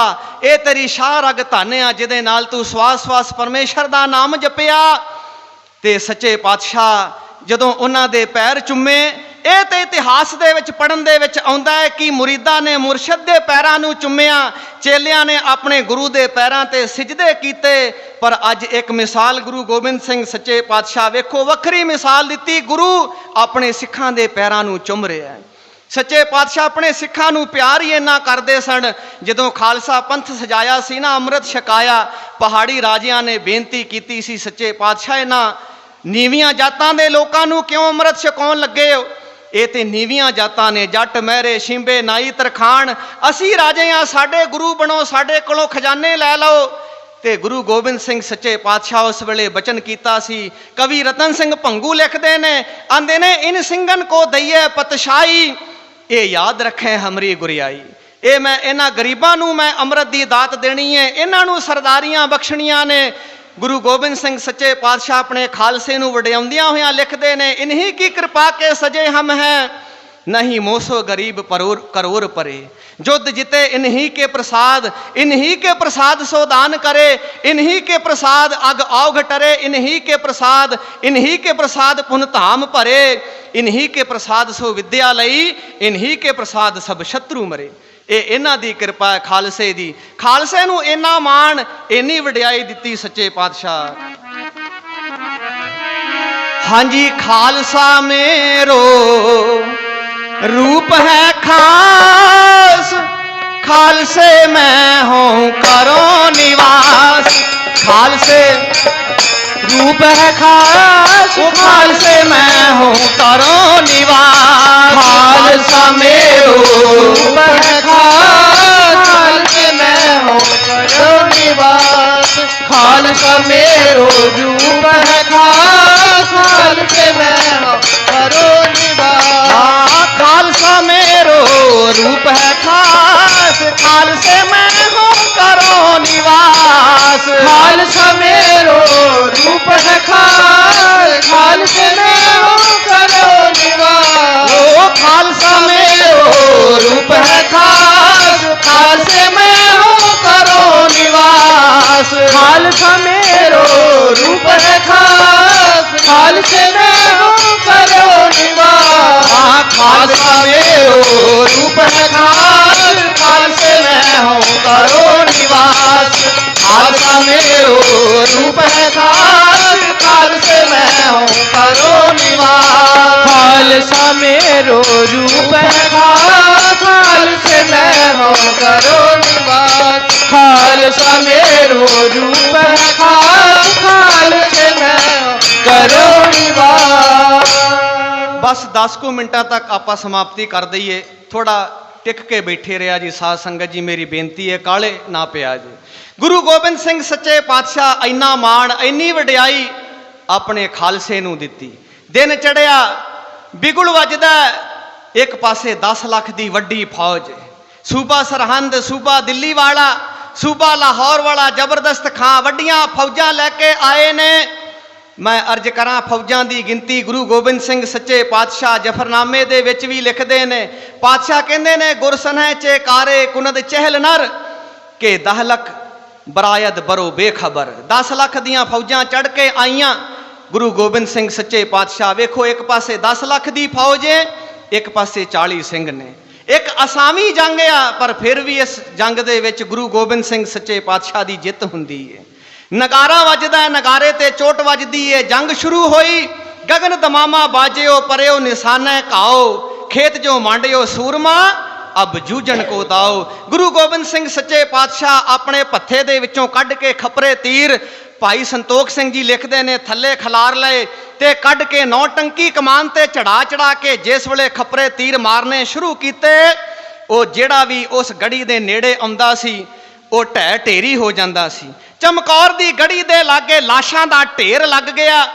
इन्हे नूं की होया, 3 पठान भरा सन इस जंग दे विच, नाहर खां, ख्वाजा खिजर खां ते जिहड़ा मलेरकोटले दा नवाब सी ना शेर मुहम्मद खां, ये 3 भरा सन।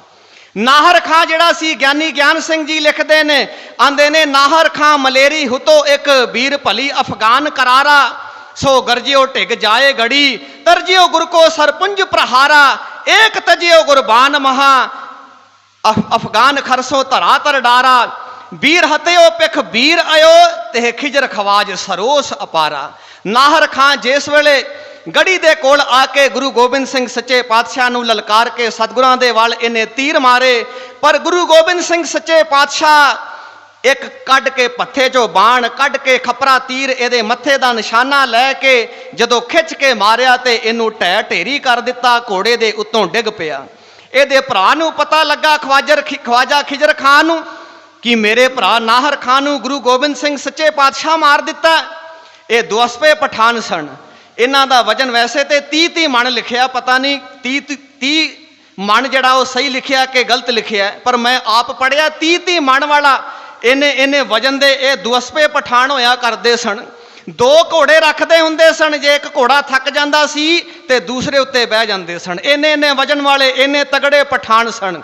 ख्वाजा खिजर खां सामने आया, गुरु गोबिंद सिंह सच्चे पातशाह नूं वंगार के कहंदा है, गुरु गोबिंद सिंह तू मेरे भरा नूं मारिया, हुण मेरा तीर आया ही, मैं तेनू हुण वली तेनू सूरमा तां ही समझांगा, हुण तू मेरा मुकाबला कर। इन्हें बड़े तीर गुरु गोबिंद सिंह सच्चे पातशाह वाल मारे। जिस वेले गुरु गोबिंद सिंह सच्चे पातशाह कढ़ के खपरा तीर इहदे मत्थे दा निशाना लैन लगे ते ये गढ़ी दे लागे जिहड़े मुर्दे पए होए सन, उन्हां मुर्दियां दे विच जाके लुक गया, अपनी जान बचा लई।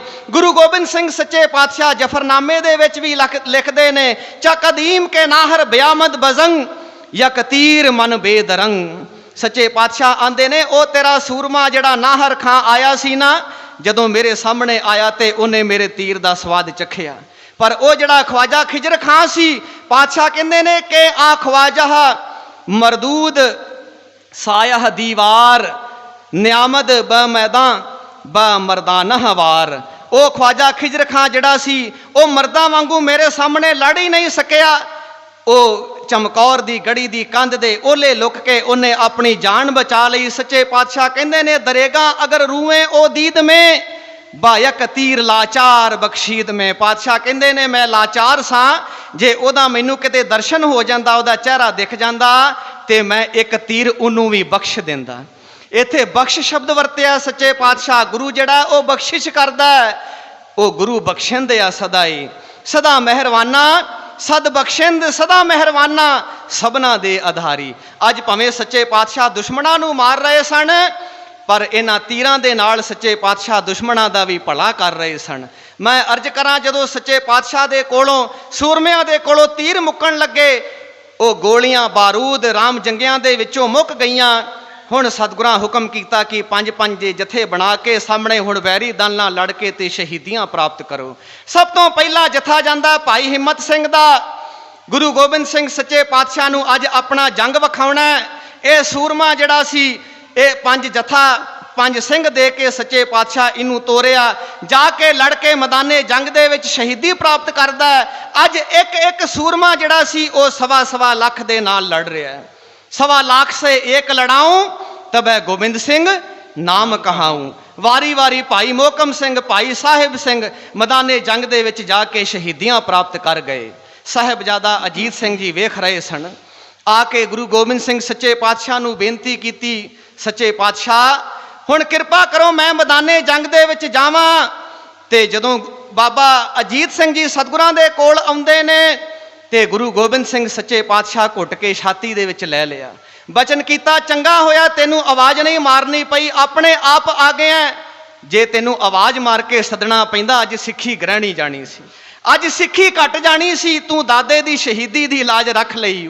भाई दया सिंह धर्म सिंह अगे होके आए, बेनती करन लगे, सच्चे पातशाह साडे हुंदियां होया तुसीं अपने पुत्रां नूं क्यों जंग दे विच तोरदे हो।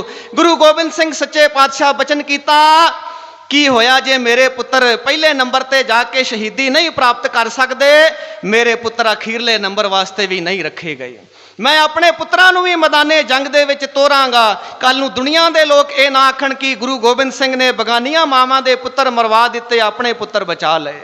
गुरु गोबिंद सिंह सच्चे पातशाह कवि शीतल लिखते ने, आंदे ने छाती घुट के कहा गुरु जी ने, मेरे हीरिया लाल अजीत सिंगा, अज वाल वाल है मेरा निहाल होया, सुन के तेरे ख्याल अजीत सिंगा। ਬੀਤੇ ਆਪਣੇ ਵੱਡੇ ਵਡੇਰਿਆਂ ਦੀ, ਮਰਦਾਂ ਵਾਂਗ ਲੱਜਪਾਲ ਅਜੀਤ ਸਿੰਘਾ ਉਹ ਰਹੇ ਸੀਤਲ ਰਹੇ ਜਹਾਨ ਵਿੱਚ, ਨਾਮ ਪਿੱਛੇ ਐਸੀ ਘਾਲਣਾ ਘਾਲ ਅਜੀਤ ਸਿੰਘਾ। ਗੁਰੂ ਗੋਬਿੰਦ ਸਿੰਘ ਸੱਚੇ ਪਾਤਸ਼ਾਹ ਮੈਦਾਨੇ ਜੰਗ ਦੇ ਵਿੱਚ ਆਪਣੇ ਵੱਡੇ ਪੁੱਤਰ ਨੂੰ ਤੋਰਦੇ ਨੇ। ਗਿਆਨੀ ਗਿਆਨ ਸਿੰਘ ਜੀ ਲਿਖਦੇ ਨੇ, ਜਿਸ ਵੇਲੇ ਬਾਬਾ ਅਜੀਤ ਸਿੰਘ ਜੀ ਮੈਦਾਨੇ ਜੰਗ ਵਿੱਚ ਗਏ, ਇਸ ਤਰ੍ਹਾਂ ਭਗਦੜ ਮਚ ਗਈ, ਹਲਚਲ ਮਚ ਗਈ, ਜਿਸ ਤਰ੍ਹਾਂ ਕੋਈ ਵੱਡਾ ਮਗਰਮੱਛ ਪਾਣੀ ਨੂੰ ਹਿਲਾ ਕੇ ਰੱਖ ਦਿੰਦਾ ਹੈ। ਬਾਬਾ ਅਜੀਤ ਸਿੰਘ ਜੀ ਆਪਣੀ ਇੱਕ ਸਾਂਗ ਇੱਕ ਸ਼ਸਤਰ ਹੋਇਆ ਕਰਦਾ ਹੈ, ਪਿੱਛੋਂ ਬਾਂਸ ਦੀ ਲੱਕੜ ਲੱਗੀ ਹੁੰਦੀ, ਅੱਗੇ ਲੋਹੇ ਦੀ ਫਾਲ ਹੋਇਆ ਕਰਦੀ ਏ। ਅਨਵਰ ਗੋਜ਼ੇ ਦੀ ਛਾਤੀ ਦੇ ਵਿੱਚ ਜਦੋਂ ਇਹ ਸਾਂਗ ਮਾਰੀ, ਸਾਂਗ ਨੂੰ ਕੱਢਣ ਲੱਗੇ ਤੇ ਉਹ ਸਾਂਗ ਟੁੱਟ ਗਈ, ਡੰਡਾ ਹੱਥ ਦੇ ਵਿੱਚ ਰਹਿ ਗਿਆ, ਤੇਗ ਕੱਢ ਲਈ। ਇਹ ਉਹ ਸੂਰਮੇ ਸਨ ਜਿਹੜੇ ਹਰ ਸ਼ਸਤਰ ਚਲਾਉਣਾ ਜਾਣਦੇ ਸਨ, ਹਰ ਵਿੱਦਿਆ ਦੇ ਵਿੱਚ ਸੱਚੇ ਪਾਤਸ਼ਾਹ ਆਪਣੇ ਸਿੱਖਾਂ ਨੂੰ ਨਿਪੁੰਨ ਕੀਤਾ ਸੀ। ਤਲਵਾਰ ਦੇ ਨਾਲ ਲੜਦਿਆਂ 350 ਤੋਂ ਵੱਧ ਜ਼ਖਮ ਜਿਹੜੇ ਸਨ ਬਾਬਾ ਅਜੀਤ ਸਿੰਘ ਜੀ ਦੀ ਛਾਤੀ ਦੇ ਵਿੱਚ, ਉਹਨਾਂ ਦੇ ਸਰੀਰ ਦੇ ਵਿੱਚ ਲੱਗੇ। ਆਖਰ ਲੜਦਿਆਂ ਬਾਬਾ ਅਜੀਤ ਸਿੰਘ ਜੀ ਸ਼ਹੀਦੀ ਪ੍ਰਾਪਤ ਕਰ ਗਏ। ਗੁਰੂ ਗੋਬਿੰਦ ਸਿੰਘ ਸੱਚੇ ਪਾਤਸ਼ਾਹ ਚਮਕੌਰ ਦੀ ਗੜੀ ਦੇ ਵਿੱਚੋਂ ਜਕਾਰੇ ਛੱਡਦੇ ਨੇ। ਵੇਖੋ ਪੁੱਤਰ ਸ਼ਹੀਦ ਹੋ ਰਿਹਾ, ਪਿਤਾ ਗੁਰੂ ਗੋਬਿੰਦ ਸਿੰਘ ਜਕਾਰੇ ਛੱਡਦਾ ਹੈ, ਬਾਬਾ ਅਜੀਤ ਸਿੰਘ ਜੀ ਆਖਰੀ ਫਤਿਹ ਬੁਲਾ ਕੇ ਤੇ ਸ਼ਹੀਦੀ ਪ੍ਰਾਪਤ ਕਰ ਜਾਂਦੇ ਨੇ। ਹਾਂਜੀ, ਨਾਮ ਕਾ ਅਜੀਤ ਹੂੰ ਮੈਂ जीता नहीं जाऊंगा, नाम का अजीत हूँ मैं जीता नहीं जाऊंगा, नाम का अजीत हूँ मैं जीता नहीं जाऊंगा, नाम का अजीत हूँ मैं जीता नहीं जाऊंगा। हाँ, नाम का अजीत हूँ मैं जीता नहीं जाऊंगा, नाम का अजीत हूँ मैं जीता नहीं जाऊंगा, नाम का अजीत हूँ मैं जीता नहीं जाऊंगा, नाम का अजीत हूँ मैं जीता नहीं जाऊंगा। जीता नहीं जाऊंगा मैं, जीता नहीं जाऊंगा, जीता नहीं जाऊंगा मैं, जीता नहीं जाऊंगा, जीता नहीं जाऊंगा मैं, जीता नहीं जाऊंगा, जीता नहीं जाऊंगा मैं, जीता नहीं जाऊंगा, जीता नहीं जाऊंगा मैं, जीता नहीं जाऊंगा, जीता नहीं जाऊंगा मैं, जीता नहीं जाऊंगा। नाम का अजीत हूँ मैं जीता नहीं जाऊंगा, नाम का अजीत हूँ मैं जीता नहीं जाऊंगा, नाम का अजीत हूँ मैं जीता नहीं जाऊंगा, नाम का अजीत हूँ मैं जीता नहीं जाऊंगा। नाम का अजीत हूँ मैं जीता नहीं जाऊंगा। ਆਪਣੇ ਵੱਡੇ ਭਰਾ ਨੂੰ ਸ਼ਹੀਦ ਹੁੰਦਿਆਂ ਵੇਖਿਆ ਬਾਬਾ ਜੁਝਾਰ ਸਿੰਘ ਜੀ ਮੈਦਾਨੇ ਜੰਗ ਦੇ ਵਿੱਚ ਜਾਣ ਲੱਗੇ ਨੇ। ਮਨ ਦੇ ਵਿੱਚ ਸੋਚਦੇ ਨੇ, ਕਵੀ ਰਤਨ ਸਿੰਘ ਭੰਗੂ ਲਿਖਦੇ ਨੇ, ਆਂਦੇ ਨੇ, ਐਸੋਂ ਰੌ ਜਬ ਊਹਾਂ ਭਇਓ, ਸਾਹਿਬ ਜੁਝਾਰ ਸਿੰਘ ਮਨ ਮੇ ਠਇਓ। ਮਨ ਦੇ ਵਿੱਚ ਵਿਚਾਰ ਕੀਤਾ, ਆਂਦੇ ਨੇ, ਅਬ ਜੀਵਨ ਕੋ ਕੁਛ ਧਰਮ ਨਾਹੀ, ਹੁਣ ਜਿਉਣ ਦਾ ਕੋਈ ਧਰਮ ਨਹੀਂ ਰਿਹਾ, ਪੁੱਤਰ ਜੀਵੈ ਲੜ ਪਿਤਾ ਮਰਾਹੀ। ਪੁੱਤਰ ਜਿਉਂਦਾ ਰਵੇ ਤੇ ਪਿਤਾ ਮੈਦਾਨੇ ਜੰਗ ਦੇ ਵਿੱਚ ਸ਼ਹੀਦੀ ਪ੍ਰਾਪਤ ਕਰ ਜਾਏ। ਅਭਿਮਨਿਊ ਮੁਇਓ ਪਿਤ ਅਰਜਨ ਜੀਵਤ, ਪਿਤਾ ਅਰਜਨ ਦੇ ਸਾਹਮਣੇ ਅਭਿਮਨਿਊ ਲੜ ਕੇ ਮੈਦਾਨੇ ਜੰਗ ਦੇ ਵਿੱਚ ਸ਼ਹੀਦੀ ਪ੍ਰਾਪਤ ਕਰ ਗਿਆ। ਮੇਘਨਾਥ ਮੁਇਓ ਰਾਵਣ ਥੀਵਤ, ਰਾਵਣ ਪਿਤਾ ਦੇ ਸਾਹਮਣੇ ਪੁੱਤਰ ਮੇਘਨਾਥ ਮੈਦਾਨੇ ਜੰਗ ਦੇ ਵਿੱਚ ਸ਼ਹੀਦੀ ਪ੍ਰਾਪਤ ਕਰ ਗਿਆ। ਰੀਤ ਛਤਰੀਅਨ ਕੀ ਯਹੀ ਕਹੈ, ਪ੍ਰਾਣ ਪਿਤਾ ਹਮ ਮੋਹਰੇ ਦਹੈਂ। ਇਹੀ ਛਤਰੀਆਂ ਦੀ ਰੀਤ ਆ, ਪਿਤਾ ਦੇ ਸਾਹਮਣੇ ਪੁੱਤਰ ਸ਼ਹੀਦੀ ਪ੍ਰਾਪਤ ਕਰਦਾ ਹੈ। ਬਾਬਾ ਜੁਝਾਰ ਸਿੰਘ ਜੀ ਸਾਹਮਣੇ ਆਉਂਦੇ ਨੇ। ਗੁਰੂ ਗੋਬਿੰਦ ਸਿੰਘ ਸੱਚੇ ਪਾਤਸ਼ਾਹ ਬੜੇ ਖੁਸ਼ ਹੋਏ, ਆਪਣੇ ਇਸ ਪੁੱਤਰ ਨੂੰ ਵੀ ਮੈਦਾਨੇ ਜੰਗ ਦੇ ਵਿੱਚ ਤੋਰਨ ਲੱਗੇ ਨੇ। ਭਾਈ ਦਇਆ ਸਿੰਘ ਧਰਮ ਸਿੰਘ ਅੱਗੇ ਹੋਏ। ਸੱਚੇ ਪਾਤਸ਼ਾਹ, ਚੌਹਾਂ ਪੁੱਤਰਾਂ ਦੇ ਵਿੱਚੋਂ ਤੁਹਾਡੇ ਕੋਲੇ ਆਖਰੀ ਨਿਸ਼ਾਨੀ ਰਹਿ ਗਈ ਹੈ, ਕਿਰਪਾ ਕਰੋ ਇਹਨੂੰ ਰੱਖ ਲਓ। ਗੁਰੂ ਗੋਬਿੰਦ ਸਿੰਘ ਸੱਚੇ ਪਾਤਸ਼ਾਹ ਬਚਨ ਕੀਤਾ ਕਿ ਮੈਂ ਆਪਣੇ ਘਰ ਦੇ 7 ਸਿਰ ਦੇ ਕੇ ਮੁਗਲਾਂ ਦੇ ਕੋਲੋਂ ਬਾਦਸ਼ਾਹੀ ਲੈ ਕੇ, ਪਾਤਸ਼ਾਹੀ ਲੈ ਕੇ ਤੇ ਆਪਣੇ ਸਿੱਖਾਂ ਨੂੰ ਦੇਣੀ ਹੈ। ਇਹਨਾਂ ਨੂੰ ਰਾਜ ਦੇਣਾ ਹੈ, ਇਹਨਾਂ ਨੂੰ ਪਾਤਸ਼ਾਹ ਬਣਾਉਣਾ ਹੈ। ਗੁਰੂ ਗੋਬਿੰਦ ਸਿੰਘ ਸੱਚੇ ਪਾਤਸ਼ਾਹ ਇੱਕ ਖੰਜਰ ਬਾਬਾ ਜੁਝਾਰ ਸਿੰਘ ਜੀ ਨੂੰ ਦੇ ਕੇ ਬਚਨ ਕੀਤਾ। ਜੋਗੀ ਲਿਖਦਾ, ਆਂਦੇ ਨੇ, ਦੇਤੇ हैं हम तुम्हें खंजर, इसे पीर समझना, दादा का इसे अपने तुम तीर समझना। इत्थे दादे दी तशबीह इस करके दिती गुरु तेग बहादुर सच्चे पातशाह दी, क्योंकि जदों गुरु तेग बहादुर सच्चे पातशाह भी पहला जंग लड़िया सी ना करतारपुर दा, ते उन्हां दी उम्र भी 13-14 साल सी, ते अज बाबा जुझार सिंह जी दी उम्र भी 13-14 साल है। इस करके दादे दी तशबीह दिती, देते हैं हम तुम्हें खंजर इसे पीर समझना, दादा का इसे तुम अपने तीर समझना। ये छोटा फरजंद बाबा जुझार सिंह मैदाने जंग दे विच जांदा है, जाके कुछ इतिहासकार लिखते हैं कि बाबा जुझार सिंह जी एक बार वापस आ गए, आंदे ने आके मैनू त्रे लगी है पानी दिओ, पर पता नहीं उन्होंने इतिहासकारां ने किवें ये गल लिख दी। गुरु गोबिंद सिंह सच्चे पातशाह ते अपने सिंघां नूं सिक्ख्या ही ये दिती सी, हर भगत भगवती तिसे की जो रण धीर धरे, ते अंग संग तुम लाग रहो जो पाछे पग ना धरे। बाबा जुझार सिंह जी शहीदी प्राप्त करते हैं, गुरु गोबिंद सिंह सच्चे पातशाह चमकौर की गढ़ी दे विचों जकारे छड्डदे हैं। मैं अर्ज करा हुण गुरु गोबिंद सिंह सच्चे पातशाह जदों आप मैदाने जंग दे विच जाण लगे, ते भाई दया सिंह, भाई धर्म सिंह, भाई मान सिंह, भाई संगत सिंह, भाई संत सिंह, इन्हां पंजां ने हत्थ विच गलां दे विच वो रुमालियां पा के पल्ला पा के हाथ जोड़ के बेनती की, सच्चे पातशाह पांचों सिंगों हाथ जोड़ कर रावर चरणन अर्पे शीस, हम जैसे तुम लाखों करहो हमको तुम एक है जगदीश। भाई संतोख सिंह जी लिखते हैं, सच्चे पातशाह साडे वर्गे तू लखा बना लेगा, पर तेरे वर्गा तू ही है। मैं समाप्ति कर दिया सिखां दी बेनती मन के गुरु गोबिंद सिंह सच्चे पातशाह भाई संगत सिंह नूं ਉਹਦਾ कद काठी मांदरा सतगुरां दे नाल बहुत ज़्यादा मिलदा सी, अपना कलगी जगह बस्तर भाई संगत सिंह नूं पहना के ते हुक्म कीता मैदाने जंग दे विच शहीदी प्राप्त करनी है। सच्चे पातशाह इत्थों रात नूं फिर ताड़ी मार के ते हनेरे का फायदा उठा के हिंदुआं दा पीर चलिया, जे कोई है बलवान ते फड़ लो, फौजां दे विच भगदड़ मच गई। रात दे हनेरे का फायदा उठा के सच्चे पातशाह सवेरे अज दे दिन 9 पो या अज 9 पो वाले दिन सच्चे पातशाह माछीवाड़े के जंगलों के पहुँच जाते हैं। सच्चे पातशाह के पैरों के एक जोड़ा खाला टप्पन लग्या, एक जोड़ा उतर गया, तो मैनू सवेरे सूबा जी ने दसिया सी, सूबा हरजीत सिंह होरां ने, कि जदों सच्चे पातशाह दूसरा जोड़ा भी ला के अपना परा मारिया ते आखिया कि असी तो विछड़ गए हाँ, तुसी तो इकट्ठे रवो, तुसी तो ना विछड़ो। सच्चे पातशाह दूसरा जोड़ा भी ला दिता, वह भी ਉਹਦੇ ਨਾਲ ही रुड़ गया। सच्चे पातशाह नंगे पैरी ने, पैरों के विच कंडे वजदे ने, पैरी लहू लुहान ने, जामा लीरो लीर है, जामा पाटिया होया। एक कवि रब नूं मुखातिब करके लिखदा है, आंदा है 96 च तख्त ते पल विच तख्तां लखों कख बनावे तू, ओ तख्त जिन्हां दा अरशी उड़दा उन्हां तो पठ झुकावे तू, मखमला उत्ते बैठण वाले कंडियां उत्ते सवावे तू, इन्ने कहर करे दिन राती ते अजे भी रब कहावे तू।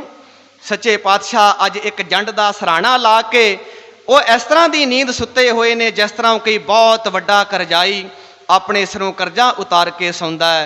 माछीवाड़े के जंगलों के विच सरसा नदी के कंढे घमसान होया, तोप किसे पासे तोड़ा किसे पासे, पंथ खिंडियां वांग परवानियां दे थोड़ा किसे पासे थोड़ा किसे पासे, टुकड़े जिगर दे गुरु दशमेश जी दे जोड़ा किसे पासे जोड़ा किसे पासे, वाली पंथ दा अज दरवेश बनिया, बाज किसे पासे घोड़ा किसे पासे, लीरा तन ते हालो बेहाल होया, कलगी किसे पासे जोड़ा किसे पासे, ते फिर भी भाणा अकाल दा मन आखे, दिल किसे पासे ते मोड़ा किसे पासे। समाप्ति कर दईए। हाँ जी, माछीवाड़े विच बैठा